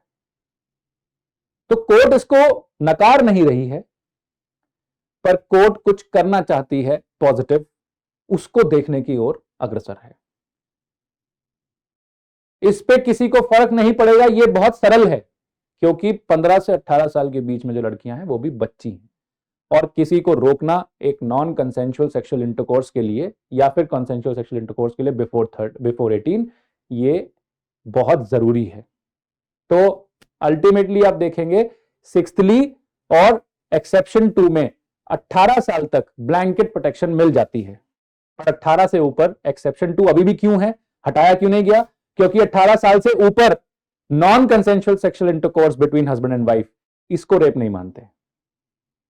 इसीलिए तो मैंने आपको बताया था पिछले वीडियो में कि ह्यूमन राइट्स काउंसिल की बैठकों में यह भी डिसाइड हुआ था कि आप एक्सेप्शन 2 हटा दीजिए। इसका मतलब non consensual sexual intercourse in a marriage after 18 years rape माना जाए। इस एस्पेक्ट पे अभी चर्चा नहीं हो रही है, डिबेट्स हो रही हैं, पर ना संसद में चर्चा हो रही, ना फिर सुप्रीम कोर्ट में हो रही। ये मैं आपको पहले ही बता चुका हूं, ये दूसरी तीसरी बार मैं रिपीट कर रहा हूं, सिर्फ इसलिए कि आप कहानी से बंधे रहें, एस्पेक्ट्स जानते रहें। फिर सुप्रीम कोर्ट ने ऑब्जर्व किया कि it is contrary to article 15(3) and article 21। ये एक आर्टिफिशियल डिस्टिंक्शन है। आर्टिकल 15(3) और 21 के विरुद्ध पाया जा रहा है, मतलब उसके ही खिलाफ लग रहा है। फिर कोर्ट ने यह भी ऑब्जर्व किया कि ये इंटरनेशनल कन्वेंशंस के खिलाफ भी लग रहा है। जो हमारी इंटरनेशनल कमिटमेंट्स हैं ये उनके खिलाफ भी लग रहा है। फिर कोर्ट ने ऑब्जर्व किया कि ये फिलॉसफी, ये it is also contrary to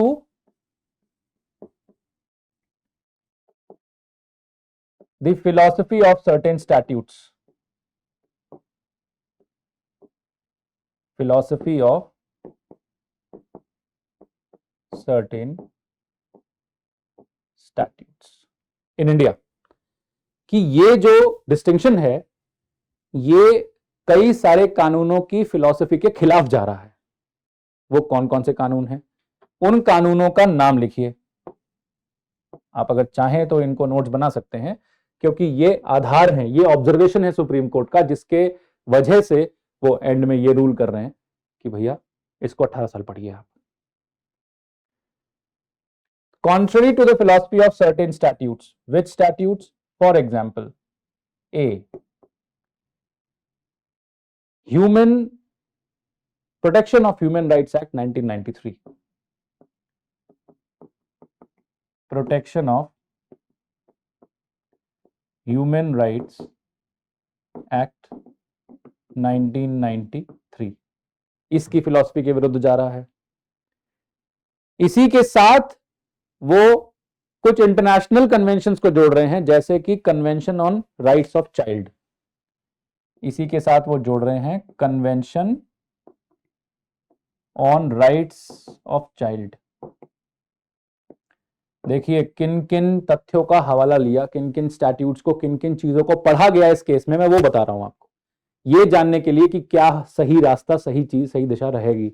judgements ऐसे नहीं लिखी जाती कि बस हमें आपकी बात सही लग रही है चलो चलो हटा दो, ऐसा नहीं लिखा जाता, रीजन देना पड़ता है।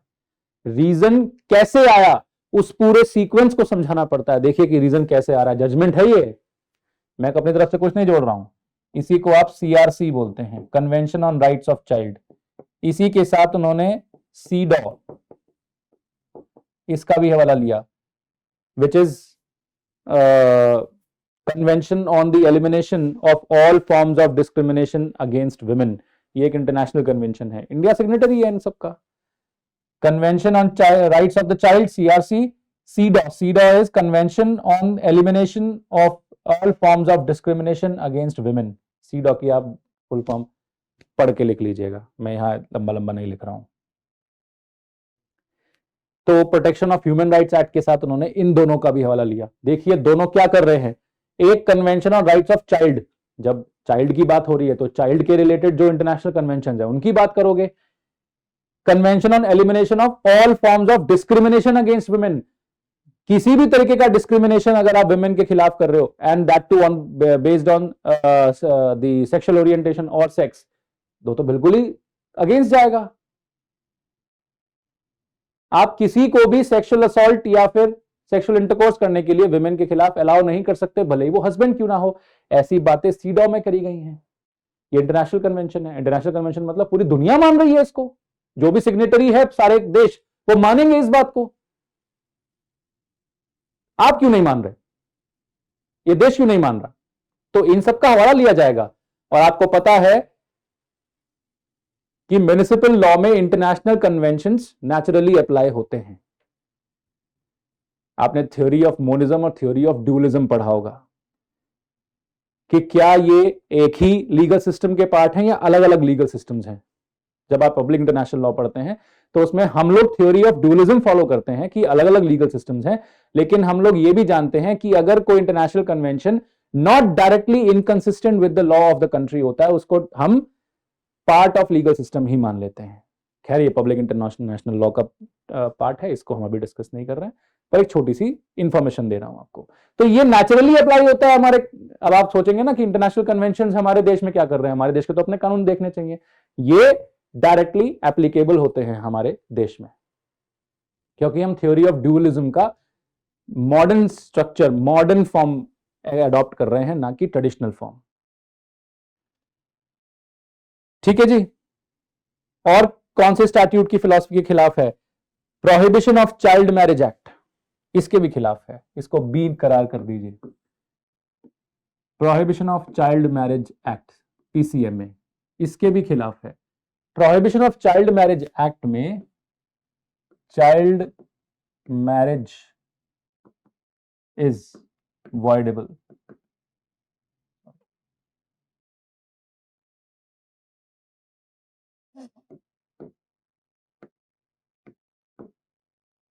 Child marriage is voidable। voidable का मतलब ऑप्शन है, चाहो तो रद्द कर दो, चाहो तो चलाए रखो। फिर ये बोल रहे हैं protection of children from sexual offences act 2012, POCSO 2012, PCMA is 2006 if I am not wrong, let me just cross check, yes 2006 PCMA।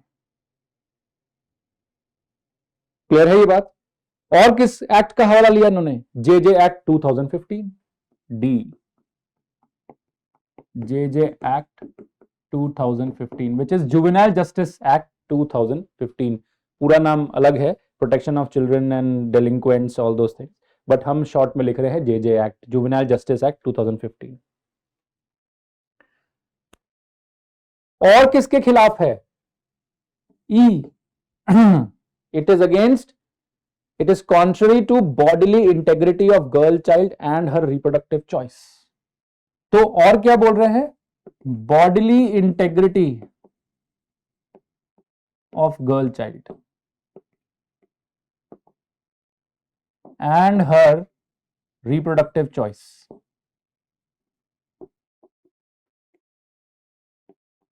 bodily integrity of girl child and her reproductive choice। F एक और point पे discussions करेंगे, that is it runs contrary to the concern of trafficking of girl child. Concern of trafficking of girl child.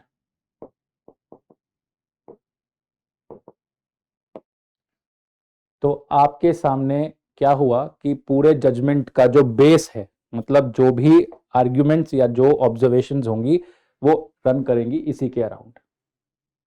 वो सब क्या है देखिए, वैसे मैंने यहां पर ई और एफ लिख दिया, इसको ई और एफ ना करके मैं 4 और 5 भी कर सकता हूं। ये 1 2 3, इसको 4 और इसको 5, क्योंकि स्टैट्यूट्स तो ये हो गए, ये स्टैट्यूट्स को डिस्कस करोगे, ये दो फिलॉसफीज को डिस्कस करोगे, दो कॉन्सेप्ट्स को, और ये दो कॉन्सेप्ट्स को डिस्कस करोगे।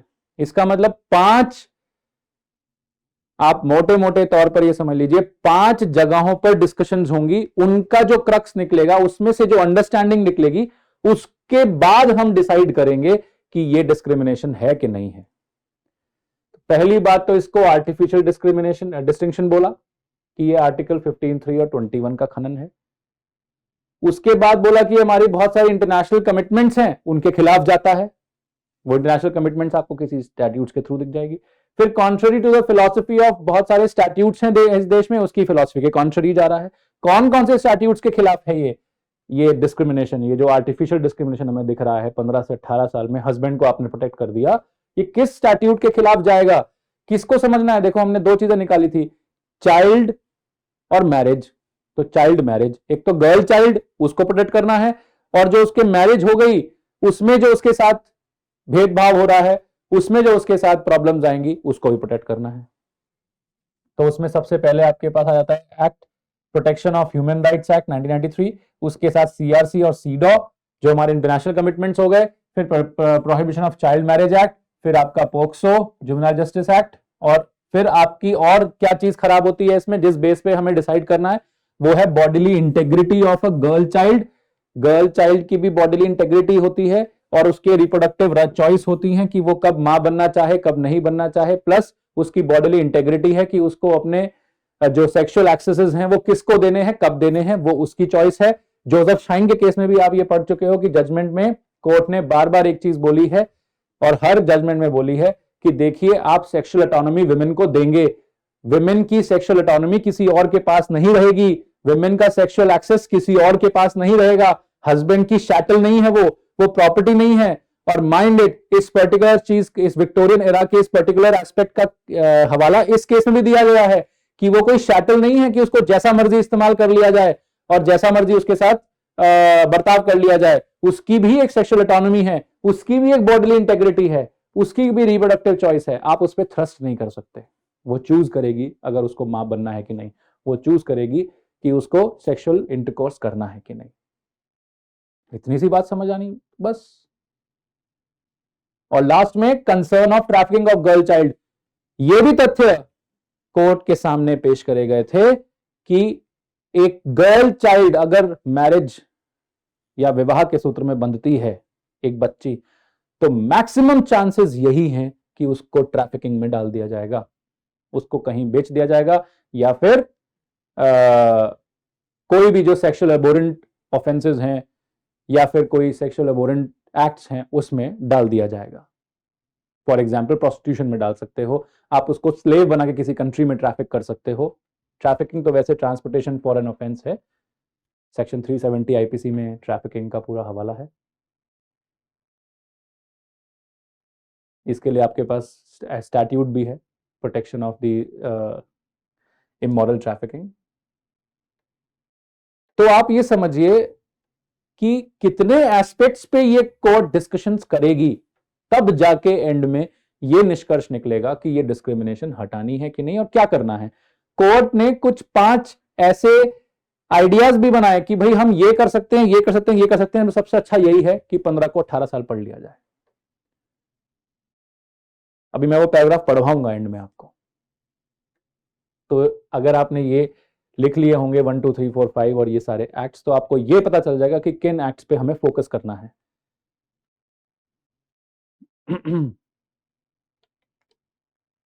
क्या ये बात क्लियर हुई?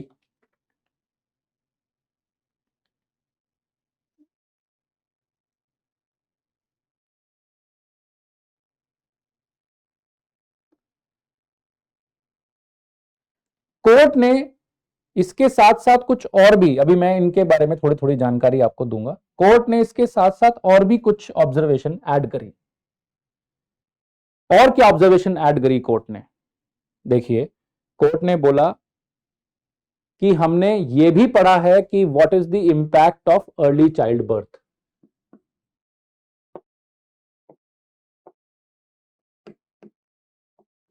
Impact of early child birth on women and child. देखा जाए तो विमेन भी चाइल्ड ही है, पर विमेन एंड चाइल्ड का मतलब कि जिसकी शादी हुई और जो उसका बच्चा हुआ, उस पर क्या क्या इंपैक्ट पड़ता है। और ऐसा कोर्ट ने बोला कि 15 से 19 साल के बीच में जो शादियां होती हैं, 15 से 19 साल के बीच में, ये सारे सर्वे, सारी रिसर्चेज पिटिशनर ने कोर्ट को मुहैया कराई कि देखिए सर, कितनी कितनी सर्वेज और रिसर्चेज हैं जो ये बता रही हैं कि ये कितना खतरनाक सिचुएशन है। 15 to 19 में जो भी शादियां हुई, मतलब फीमेल चाइल्ड ब्राइड्स जो हुई, उसमें अगर गर्भ धारण होता है या बच्चे पैदा होते हैं तो twice more likely to die from child birth and pregnancy. मतलब इनका जो विमेन है, जो बच्चों को जन्म दे रही है, वो 15 साल से 19 साल के बीच की जो विवाहित स्त्री है जो बच्चे को जन्म दे रही है, twice more likely to die from child birth. मतलब ये औरों के बदले 2 गुना इनकी पॉसिबिलिटी बढ़ जाती है कि ये चाइल्ड बर्थ की वजह से इनकी मृत्यु हो सकती है। तो आप क्या कर रहे हैं? आप एक सिर्फ ये जान के कि शादी हो गई है तो अब वो कॉन्ज्यूमेशन और प्रोक्रिएशन अलाउ कर दें, अगर प्रोटेक्शन नहीं दोगे तो अलाउ ही है, प्रोटेक्शन दोगे तो वो पनिश हो जाएगा, तो वो नहीं करेगा कि भाई 3 साल और शादी बचा लूं और खुद को भी बचा लूं। 18 साल तक मैं कॉन्ज्यूमेशन या फिर प्रोक्रिएशन ना करूं, और वो तभी पॉसिबल है जब आप सेक्सुअल इंटरकोर्स प्रोहिबिट करेंगे, नहीं तो पॉसिबल ही नहीं है। As simple as that. क्योंकि आईवीएफ भी आप नहीं कर सकते, जो इन विट्रो फर्टिलाइजेशन होता है वो भी पॉसिबल नहीं है, वो भी आप नहीं कर सकते, वो भी सेक्सुअल ऑटोनॉमी का एक पार्ट है। उसके रिप्रोडक्टिव चॉइस और बॉडीली इंटेग्रिटी का पार्ट है। इसीलिए सरोगेसी पे डिबेट भी होती है, if you understand this.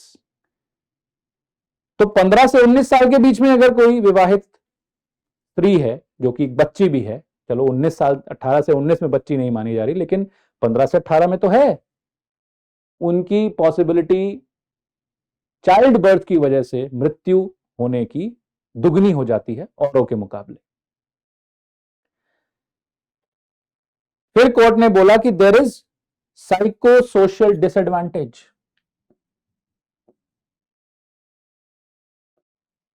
Psycho social disadvantage, उनको साइको सोशल डिसएडवांटेज है, जिसका क्या रेपोकेशन है? Low self esteem, low education, human trafficking etcetera related to a girl child. Psycho social disadvantage मतलब उनकी समाज में जो सेल्फ एस्टीम है, जो एक कॉन्फिडेंस होना चाहिए आपको जीने के लिए और अपने दिनचर्या में लोगों से मिलने में जो आप एक स्ट्रेंथ लेके आते हैं अपने अंदर, वो कम हो जाती है। Low self esteem, low education, भाई आप शादी कराएंगे तो उसे पढ़ाएंगे कब? उनका वैसे ही आप पढ़ाने की अपॉर्चुनिटी नहीं है, फिर उसके बाद एम्प्लॉयमेंट अपॉर्चुनिटीज, इकोनॉमिक अपॉर्चुनिटीज, ये सब आपने उनसे छीन रखी हैं। तो ऑलरेडी उनके सामने क्या आता है? Psycho social disadvantage. ये बहुत नेचुरल है, आप खुद ही सोच के देखिए, बहुत सारी फीमेल्स बहुत टाइम तक इस चीज से ग्रसित रही कि उनको पढ़ाई नहीं मिली और उनको एम्प्लॉयमेंट अपॉर्चुनिटीज नहीं मिली। तो जब भी कभी वो किसी को आगे बढ़ता देखें तो उनके अंदर एक कॉन्फिडेंस का हानि होगा। जब भी वो किसी से बात करेंगे, अगर दूसरा उनसे ज्यादा पढ़ा लिखा हुआ और तथ्य पेश कर रहा हुआ, तो उनको कॉन्फिडेंस की हानि होगी। ये तो आपके साथ भी है। आप खड़े होइए किसी के साथ और डिबेट करिए किसी पॉइंट पे, जब आपको वो तथ्य नहीं पता होंगे क्योंकि आप पढ़े नहीं हो, तो आपको कॉन्फिडेंस लूज होता दिखेगा। यही कॉन्फिडेंस जो लूज हो रहा है, ये लो सेल्फ एस्टीम है। जो वो हमेशा डिपेंडेंट रहेंगी इकोनॉमिकली, वो लो इकोनॉमिक डिपेंडेंसी है। मतलब एक कहीं ना कहीं वो अपने आप में उनको हीन भावना में डाल रही है। पढ़ाई करने को नहीं मिल रहा, एस्टीम उनकी लो, सेल्फ एस्टीम जो है उनकी लो हो रही है, कम हो रही है। तो उनके पास एक साइको सोशल प्रेशर भी है। और ये ज्यादा कब हो जाएगा? जब उसको पढ़ाया नहीं जाएगा और उसकी जल्दी से या बचपन में ही या बच्चे रहते ही शादी कर दी जाएगी। उन्होंने एक और चीज का हवाला लिया। देखिए कितनी सारी बातें इस एक जजमेंट में डिस्कस हुई हैं। उन्होंने यूएन, यूनाइटेड नेशंस के सेक्रेटरी जनरल की एक रिपोर्ट सबमिट हुई थी। यूएनजीए की सेक्रेटरी जनरल जो हैं, उनकी एक रिपोर्ट सबमिट हुई थी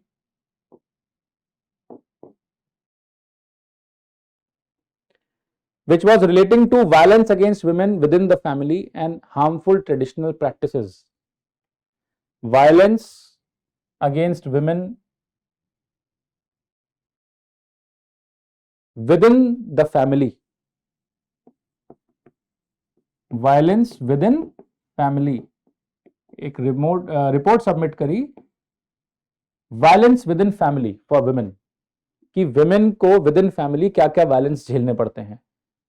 एंड हार्मफुल ट्रेडिशनल प्रैक्टिसेस, कि कौन सी ऐसी प्रैक्टिसेस हैं जो हार्मफुल हैं, मतलब उनके लिए डेंजरस हैं, उनको इससे हानि हो सकती है। उसमें early marriage was one of the commonly identified forms of violence.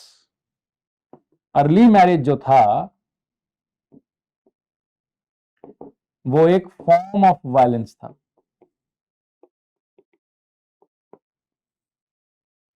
ये सब डिस्कशंस क्यों हो रही हैं? यही जानने के लिए कि देखिए, जल्दी शादी करना ही अपने आप में एक गलत कृत्य है, और उसमें अगर आप सेक्सुअल इंटरकोर्स की अलाउ कर दें तो आपने सोने पे सुहागा कर दिया। इसका मतलब हानि पे हानि कर दी। आप पहले ही उनके साथ गलत कर रहे हैं, उसके बाद एक और गलत होने दे रहे हैं। इससे घोर अपराध क्या होगा? इससे बड़ा डिस्क्रिमिनेशन क्या होगा? इसीलिए वो हर, तभी तो उन्होंने सराहा एडवोकेट्स को, क्योंकि वो हर वो तथ्य सामने लेके आए जिनसे ये समझ में आए कोर्ट को कि देखिए ये डिस्क्रिमिनेशन आर्टिफिशियल है, इसमें कोई लॉजिक नहीं है, क्योंकि ये जो जिस बेस पे खड़ा है वो मैरिज है, और चाइल्ड मैरिज अपने आप में ही इतना घोर अपराध है, इतना जघन्य ये कृत्य है कि हर कोई इस चीज के खिलाफ बोल रहा है। ये स्टैट्यूट्स की फिलॉसफी के खिलाफ है, ये आर्टिकल 15(3) का इंफ्रिंजमेंट है। अब देख लीजिए आपके सामने कितनी चीजें आ रही हैं कि चाइल्ड मैरिज से साइको सोशल डिसएडवांटेज भी होती है, और अर्ली चाइल्ड बर्थ से उसके हेल्थ पे इंपैक्ट पड़ता है, वो मर भी सकती है। तो देखिए एक यूएन जनरल असेंबली के सेक्रेटरी जनरल की रिपोर्ट है, उसमें इसको एक फॉर्म ऑफ वायलेंस बोला गया है। इसका मतलब ये अपने आप में कोई अच्छी चीज नहीं है जिसके वजह से आप उसको प्रोटेक्शन दें हस्बैंड को। लाइन ऑफ एक्शन क्लियर हो रहा है कि ये ऐसा चाइल्ड मैरिज को इतना अच्छी चीज नहीं है कि हमें इस इंस्टीट्यूशन को ऐसा भी नहीं प्रोटेक्ट करना कि आपने इसको 15 to 18 ईयर्स में आइडेंटिफाई करके हस्बैंड को प्रोटेक्शन दे दी। इतना भी अच्छा कोई काम नहीं था ये। 18 साल तक तो वैसे ही इसको वायलेंस माना जाए। Early marriage form of violence बोला उसने, कि इसको वायलेंस बोला जाए अर्ली मैरिज को, ये वायलेंस क्रिएट करता है। तो हस्बैंड को प्रोटेक्शन देने का कोई लॉजिक नहीं आता। अगर आप ये सब समझ गए तो और भी कुछ है क्या? बिल्कुल है। कोर्ट ने एक और चीज को ऑब्जर्व किया, वो है, और माइंड इट, ऐसा ही स्टडी जो है वायलेंस विद इन फैमिली, ऐसी ही स्टडी इंडिया ने भी करी है 2007 में, स्टडी ऑन चाइल्ड अब्यूज। उसमें मैरिज को, चाइल्ड मैरिज को एक अब्यूज का फॉर्म माना गया है। ऐसे ही आप एक और चीज को कोर्ट ने ऑब्जर्व किया, that is national charter for children 2003। National charter for children 2003,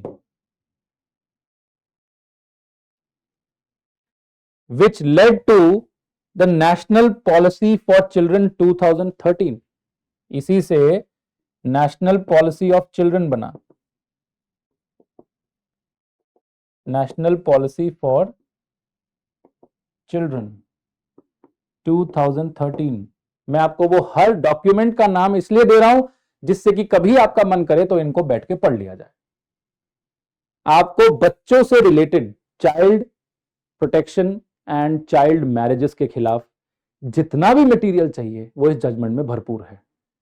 अब आपको कल ऐसे प्रिपेयर करना हो, कोई आर्टिकल लिखना हो, या मान लीजिए आपको इस एस्पेक्ट्स के बारे में जानना हो कि आप चाइल्ड राइट्स के लिए अगर काम करना चाहते हैं तो आपको कौन कौन से स्टैट्यूट से रूबरू होना होगा, या फिर कौन कौन से एस्पेक्ट्स को बहुत डिटेल में पढ़ना होगा। जैसे आपकी नेशनल एजुकेशन पॉलिसी होती है कि एजुकेशन के लिए अगर आप काम करना चाहते हैं, ऐसे ही नेशनल चार्टर फॉर चिल्ड्रन बना जिसमें आपने चिल्ड्रन की प्रोटेक्शन के लिए और उनके रखरखाव के लिए एक पॉलिसी बनाई। इसलिए नेशनल पॉलिसी फॉर चिल्ड्रन 2013 आई कि हम बच्चों के लिए क्या पॉलिसी बनाना चाहते हैं, उसकी क्या गाइडलाइंस हैं, उसका क्या एक रोड मैप होगा, इसके बारे में चर्चा हो रही है।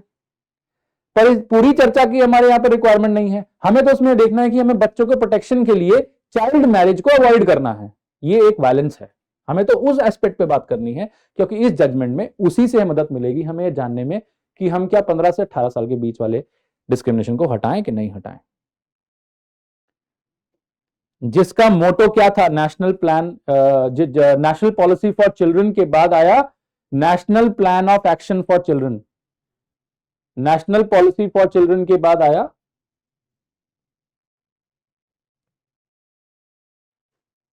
National plan of action for children, national plan of action for children 2016 में, जिसका मोटो था सेफ चिल्ड्रन हैप्पी चाइल्डहुड। उसमें भी ये ऑब्जर्व किया गया कि child marriage violates children's basic right to health, education, development, protection and is also use as means of trafficking of young girls. वहां भी चाइल्ड मैरिज के बारे में बोला गया कि चाइल्ड मैरिज जो है वो डायरेक्टली क्या इंपैक्ट कर रही है, हेल्थ, उनका स्वास्थ्य को इंपैक्ट कर रही है, एजुकेशन, उनकी पढ़ाई इंपैक्ट हो रही है, डेवलपमेंट, उनका जो विकास है मानसिक और शारीरिक और जो सामाजिक विकास है, इन सब पे इसका इफेक्ट आ रहा है। प्रोटेक्शन, उनकी अदरवाइज सिक्योरिटी हम कंसर्न्स बढ़ जाते हैं, and is also used as means of trafficking of young girls. और इसके थ्रू जो जो जो यंग गर्ल्स हैं, जो भी हिंदी में बोला जाए, जो यंग गर्ल्स हैं उनकी ट्रैफिकिंग को बढ़ावा मिलता है। तो चाइल्ड मैरिज तो इतनी बुरी चीज है। ये क्यों हम देख रहे हैं कि चाइल्ड मैरिज के पीछे क्यों पड़ गए? क्योंकि चाइल्ड मैरिज के खिलाफ इतना मटेरियल है, इतना मटेरियल है, जबकि यह भी सत्य है कि चाइल्ड मैरिज को वॉइड नहीं बताया जा रहा है। लेकिन चाइल्ड मैरिज को रोकने के लिए, उसकी रोकथाम के लिए इतना मटेरियल है, उसके खिलाफ बोलने के लिए इतना कुछ है कि आप वो प्रोटेक्शन जो हस्बैंड को दे रहे हैं एक चाइल्ड मैरिज में, ये देने का कोई लॉजिक बचता नहीं है। क्योंकि जो चीज संभवतः हर जगह खराब ही बताई जा रही है, उसमें आप किसी को इतना बड़ा एस्पेक्ट दे दें कि वो नॉन कंसेंशुअल सेक्सुअल इंटरकोर्स करके उसकी हेल्थ के साथ खिलवाड़ करे, उसका ट्रैफिकिंग होने दे, और उसकी एजुकेशन, उसका सेल्फ एस्टीम, उसका साइको सोशल जो एडवांटेज होना था वो सब खराब कर दे। ये क्या आप किस बच्चे को समझ क्या रहे हैं? आप एक गर्ल चाइल्ड को समझ के क्या चल रहे हैं? फिर आप ह्यूमन डिग्निटी की बात करते हैं, फिर आप बॉडीली इंटेग्रिटी की बात करते हैं, फिर आप सेक्सुअल ऑटोनॉमी की बात करते हैं, फिर इंडिविजुअलिज्म की बात करते हैं, विमेन एम्पावरमेंट की बात करते हैं, चाइल्ड डेवलपमेंट की बात करते हैं, और ये 15 से 18 के बीच में एक हस्बैंड को नॉन कंसेंशुअल सेक्सुअल इंटरकोर्स करने के लिए बोल रहे हैं, कंसेंशुअल सेक्सुअल इंटरकोर्स करने के लिए बोल रहे हैं। क्यों भाई? क्या लॉजिक है? अब आपको धीरे धीरे समझ में आ रहा हो कि कहां से कोर्ट घुमा के किस बात पे आना चाह रही है।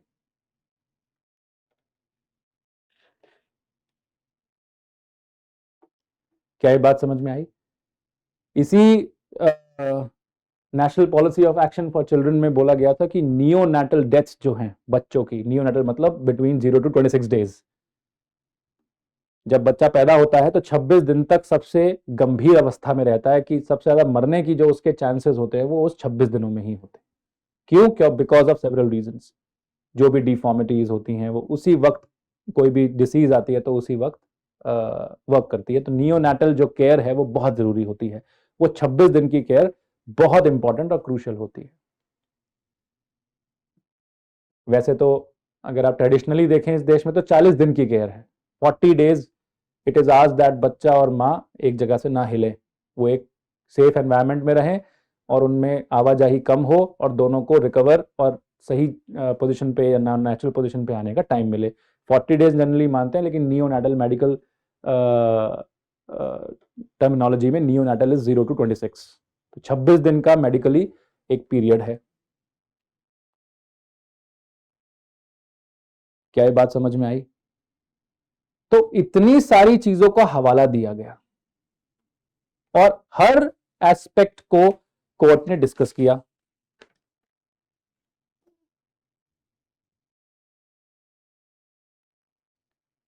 और माइंड इट, इस हर एस्पेक्ट को डिस्कस करते हुए इसी में affect of rape on women, right to bodily integrity, then Karnataka state ने जो स्टेप लिया उसको बड़ा सराहा कोर्ट ने। और फिर कि विमेन जो है वो शैटल नहीं है, इस बात पे भी चर्चा करी। और अंत में एक और चीज जो इसमें उन्होंने ऐड करी वो थी पर्पसिव एंड हार्मोनियस कंस्ट्रक्शन।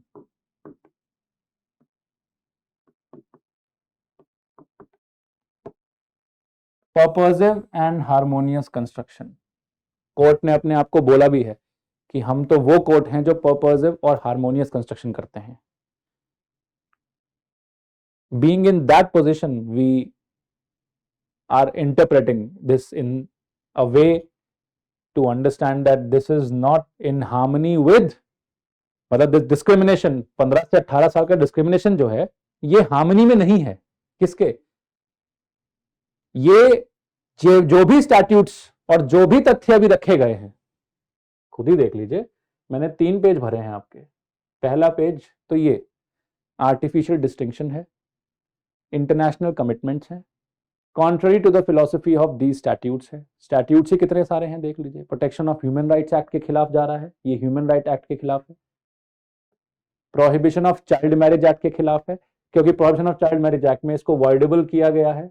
और वॉइडेबल का मतलब कि आप जो भी इसमें चाइल्ड होगा मैरिज में, जो भी चाइल्ड होगा, मैं संक्षिप्त में बता देता हूं, कि prohibition of child marriage act, child marriage restaurant act को रिपील करके बना है, उसको हटा दिया पुराने को 1929 को, और 2006 में नया लेके आए। इसमें बहुत सारे ऑफेंसेस क्रिएट किए गए कि जो भी अबेट करता है, जो परफॉर्म करता है, जो कंडक्ट करता है चाइल्ड मैरिज को, उसको सजा मिलेगी। अगर चाइल्ड मैरिज में दोनों पति पत्नी चाइल्ड हैं फिर तो कोई दिक्कत नहीं, लेकिन एक उसमें से मान लीजिए कि जो ग्रूम है वो अगर चाइल्ड नहीं है, वो एडल्ट है, तो सजा उसको भी मिलेगी। इसका मतलब मैरिटल टाइम में पनिशमेंट तो है। आप तो नहीं रोक रहे, चाइल्ड मैरिज को रोकने के लिए आपने वॉइडेबिलिटी तो बना दी, लेकिन पनिशमेंट्स भी दे दी। अगर बच्चा हुआ तो पनिशमेंट नहीं है, अगर दूल्हा बच्चा है तो कोई दिक्कत नहीं, लेकिन अगर दूल्हा वयस्क है, एडल्ट है, और यहां पर एडल्ट का मतलब 21 साल से ऊपर है, तो उसको सजा मिलेगी। तो यहां तो पनिशेबल कर ही रहे हो ना, और चाइल्ड मैरिज फिर आप वैलिड भी बोल रहे हो। क्यों वैलिड क्यों है? क्योंकि वॉइडेबल है। वॉइडेबल का मतलब ऑप्शन मिलता है। ऑप्शन किसे मिलेगा? जो बच्चा होगा उस शादी में। जैसे अगर लड़की 18 से नीचे है तो लड़की के पास ऑप्शन है कि वो इस शादी को अवॉइड करे, कोर्ट में आए,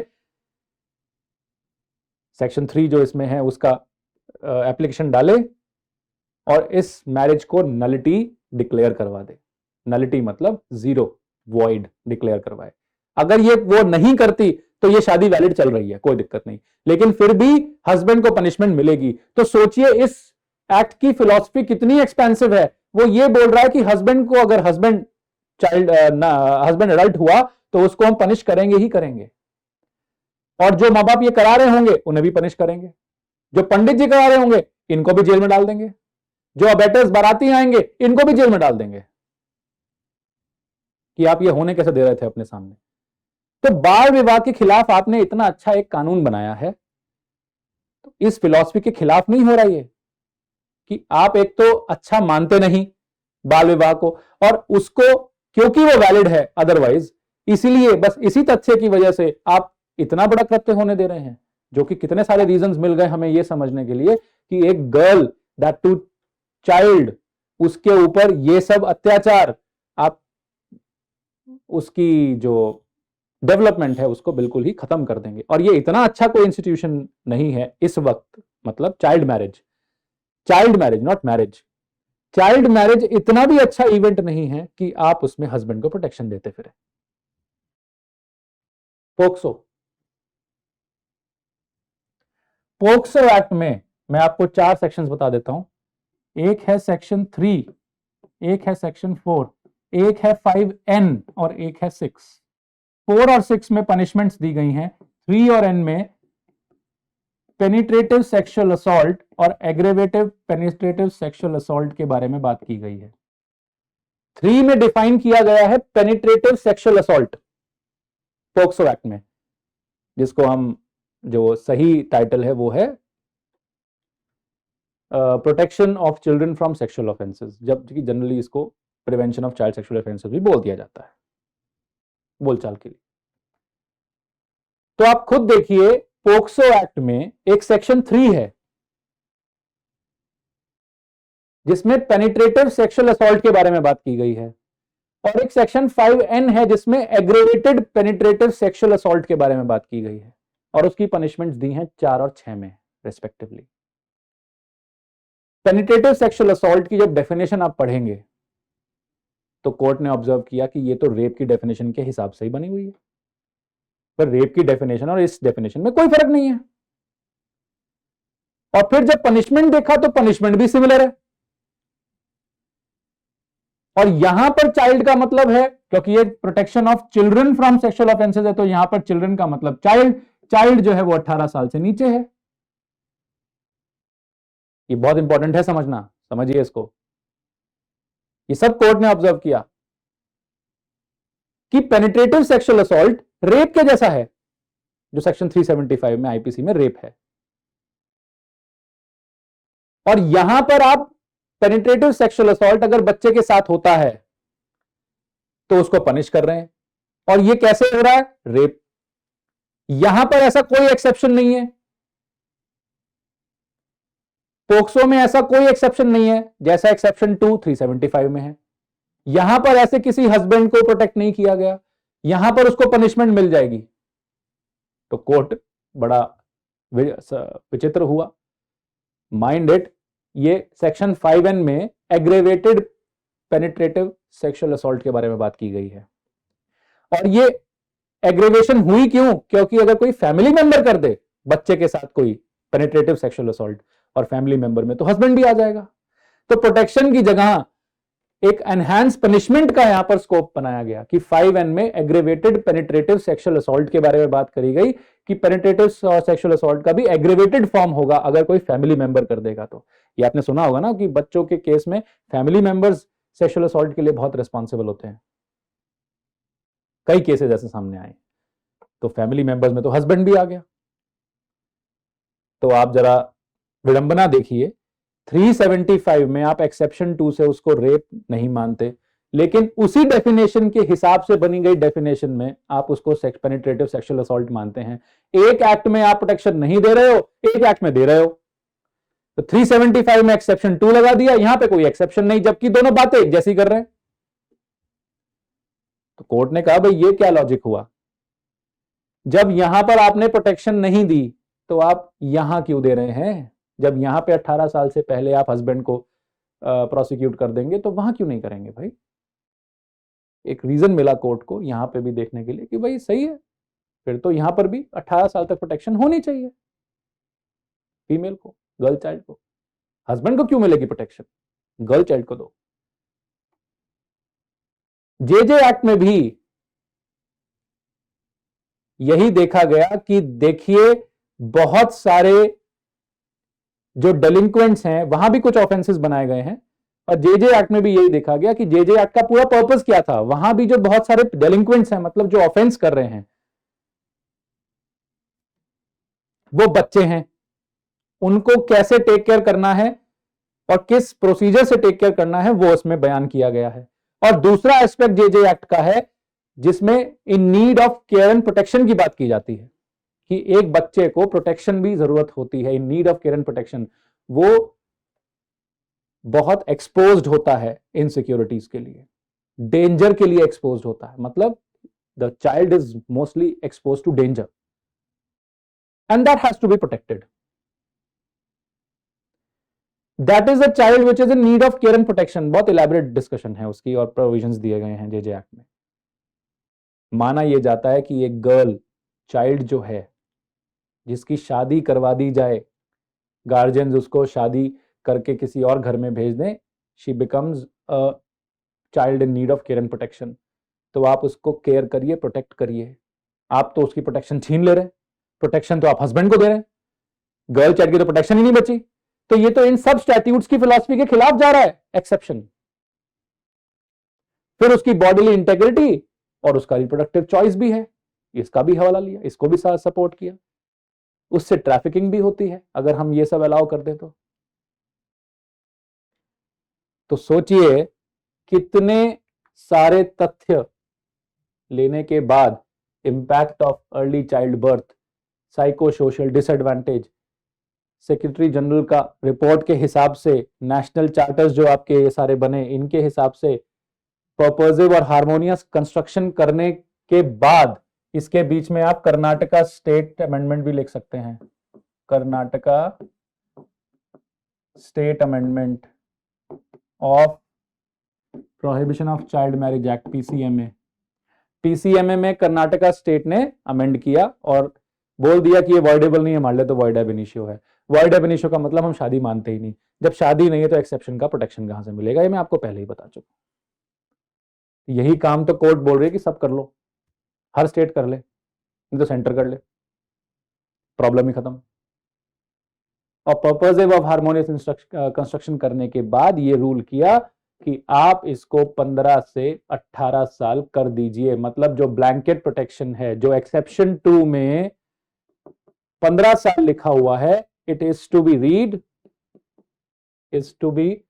रेड एज 18 ईयर्स।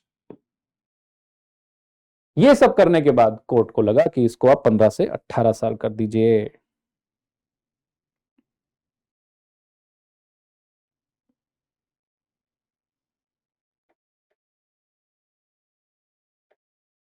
मैं आपको वो पैराग्राफ पढ़ देता हूं जिस पैराग्राफ में कोर्ट ने ये बोला कि देखिए हमारे पास ये जिसे आप कंक्लूजन का नाम दे रहे हैं, ये तो सारी थी ऑब्जर्वेशंस, और फिर आपका आता है कंक्लूजन। कंक्लूजन में क्या हुआ कि kindly read 15 years to be read as 18 years। इसको 18 साल पढ़िए, ब्लैंकेट प्रोटेक्शन 18 साल तक मिलेगी, मैरिड और अनमैरिड। तो अब आपके पास एक एफोरिज्म आ गया, दैट एनी कॉन्सेंशुअल और non consensual sexual intercourse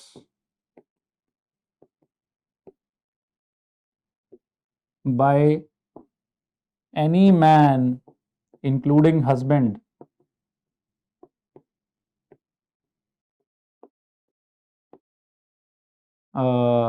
with any women under 18 years of age is rape। ये आपके पास ये आपके पास एक स्टेटमेंट ऑफ लॉ आ गया। क्या है?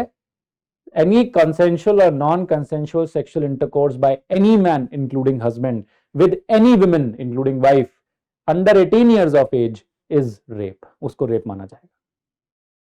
ये कंक्लूजन है आपका। एक लास्ट पैराग्राफ में आपके लिए पढ़ देता हूं before I conclude the video. Conclusion में पैराग्राफ नंबर 105 में पेज नंबर 68, पैरा 10 जो कंक्लूजन है कोर्ट ने जो दिया, पैरा 105 पेज नंबर 68। मैं जो भी ये कोट कर रहा हूं पैरा और पेज, ये मैं सुप्रीम कोर्ट की वेबसाइट से जजमेंट उठा के अपने सामने रखता हूं, उसी में से कोट कर रहा हूं,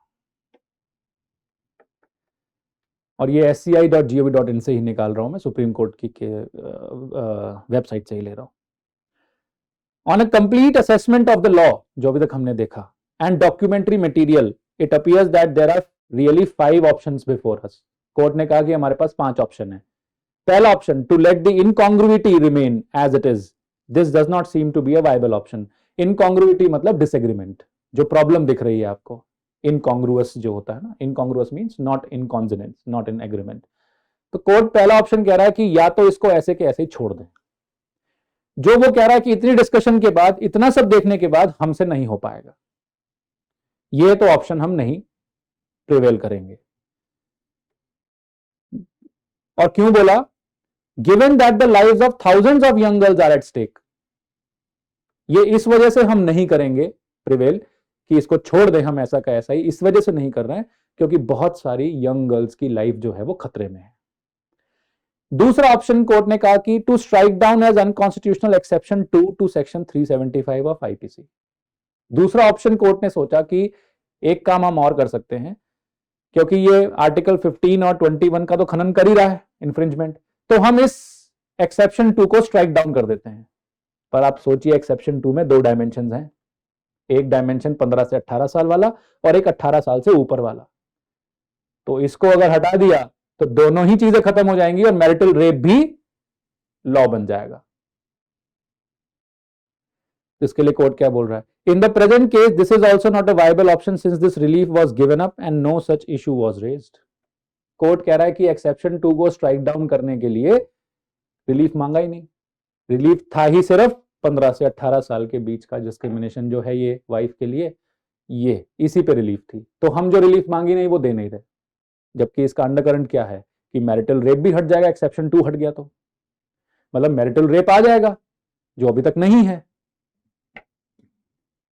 तीसरा option, to reduce the age of consent from 18 years to 15 years. This too is not a viable option and would ultimately be for the parliament to decide. Reduce the age of consent from 18 years to 15 years. किसकी बात कर रहे हैं? सिक्सथली की बात कर रहे हैं कि जो एज ऑफ कंसेंट है उसको हम 18 से 15 साल कर दें, जबकि अभी तो 16 से 18 करी 2013 में, और कोर्ट कह रही है कि हम 18 से 15 नहीं कर सकते सिक्सथली में, वो 18 ही रहेगा, और पार्लियामेंट को लगता है कम करना है तो पार्लियामेंट करे, हम नहीं करेंगे, ठीक है। फिर एक और ऑप्शन कोर्ट के सामने आया, उनको लगा to bring the POCSO Act in consonance with exception 2 to section 375 of the IPC. This is also not a viable option since it would require not only a retrograde amendment to POCSO Act but also to several other pro-child statutes. फिर इनके दिमाग में यह है कि एक काम और कर सकते हैं हम। मैंने अभी आपको पोक्सो एक्ट का पेनिट्रेटिव सेक्सुअल असॉल्ट का एरिया समझाया कि उसमें रेप और इसमें कोई फर्क नहीं था, वहां एक्सेप्शन नहीं, यहां एक्सेप्शन है। तो वो ये कह रहे हैं कि एक तरीका ये हो सकता है कि हम यहां पर एक्सेप्शन जैसा है वैसा रहने दें, और ये एक्सेप्शन हम पोक्सो एक्ट में ले आए कि वहां पे भी हस्बैंड को प्रोटेक्शन है, जबकि ये करना गलत होगा क्योंकि ये और स्टैट्यूट्स पे भी इंपैक्ट डालेगा, और जो चाइल्ड को हम प्रोटेक्ट कर रहे हैं सेक्सुअल ऑफेंसेस के अगेंस्ट, उसका क्या होगा। तो उनको ये भी ऑप्शन समझ नहीं आया। फिर क्या ऑप्शन बचा, to read exception 2 to section 375 of IPC in a purposive manner. उन्होंने कहा कि हमारे पास एक ही ऑप्शन बचता है कि इसको पर्पसिव मैनर, मतलब purposive, harmonious and purposive interpretation कर दें, पर्पसिव मैनर के जैसा पढ़ें, to make in consonance with POCSO act, और इसको पोक्सो एक्ट के कॉन्सोनेंस पे ले आए। जैसे पोक्सो एक्ट में 18 साल तक प्रोटेक्शन है विमेन को, गर्ल चाइल्ड को, और अपने हस्बैंड के खिलाफ भी है, ऐसे ही इसको भी हम प्रोटेक्शन हस्बैंड के खिलाफ 18 साल तक सेक्शन 375 में भी दे दें। The spirit of other pro-child legislations and the human rights of a married girl child, being purposive and harmonious constructionist. देखो कोर्ट ने अपने आप को क्या बोला, being purposive and harmonious constructionist। हम तो purposive और harmonious construction वाले लोग हैं, हम तो ये इंटरप्रिटेशन फॉलो करते हैं। तो जो पर्पज है और जो हार्मनी क्रिएट करनी है उस पे काम कर लेते हैं। क्या था, we are of opinion that this is the only pragmatic option available. हमारे पास यही ऑप्शन बचता है कि हम सेक्शन 375 एक्सेप्शन 2 को पोक्सो एक्ट के कॉन्सोनेंस पे ले आए और दोनों में हार्मनी क्रिएट करें, नहीं तो दोनों दूसरे के खिलाफ जा रहे। हार्मनी क्रिएट भी कर दी, और पर्पस क्या था, पर्पस था एक यंग गर्ल को प्रोटेक्ट करना, एक गर्ल चाइल्ड को 18 साल तक प्रोटेक्ट करना। तो ये कर दें, ये पर्पसिव इंटरप्रिटेशन है। Therefore, we are left with absolutely no other option but to harmonize the system of laws. हमने हमारे system of laws को harmonize किया relating to children and require exception 2 to section 375 of IPC to now be meaningfully read as. तो उन्होंने क्या कहा कि अब इसको ऐसे पढ़िए, कैसे, sexual intercourse or sexual acts by a man with his own wife, the wife not being under 18 years of age is not rape. तो उन्होंने क्या किया, उन्होंने बोला कि एक काम करो, कैसे पढ़ो, जैसे एक्सेप्शन 2 जो लिखा हुआ है, जो स्टैट्यूट में तो आप फेवरल नहीं कर सकते, तो केस के थ्रू आपने एक स्टेटमेंट अपना ही बना के दे दिया कि इसमें क्या करना है। जैसे लिखा है, सेक्सुअल इंटरकोर्स और sexual acts by a man with his own wife, the wife being not being under 15 years, इस 15 इयर्स की जगह बस आप 18 इयर्स पढ़ के चलें, बस 18 साल पढ़ लें, इस 15 साल को आप 18 साल पढ़ लीजिए। इतना ही कोर्ट ने लास्ट में कंक्लूड किया। 5 ऑप्शन निकाले, पांचों में से उनको लगा यही ऑप्शन सही है कि हम पर्पसिव और हार्मोनियस कंस्ट्रक्शन करें। पर्पस देखें, वो हमने तो सारे जो डिटेल्स में डिस्कशन किया उसके थ्रू आ गया। हार्मनी हम हर लॉ में क्रिएट करें, और मेनली हार्मनी क्रिएट करी गई है पोक्सो एक्ट के और 375 के बीच में। क्लियर है? और पर्पस ये था कि हम उनको प्रोटेक्ट करें, तो यहां पर 15 साल को 18 साल कर दिया जाए। This was Independent Thought versus Union of India. Thank you so much.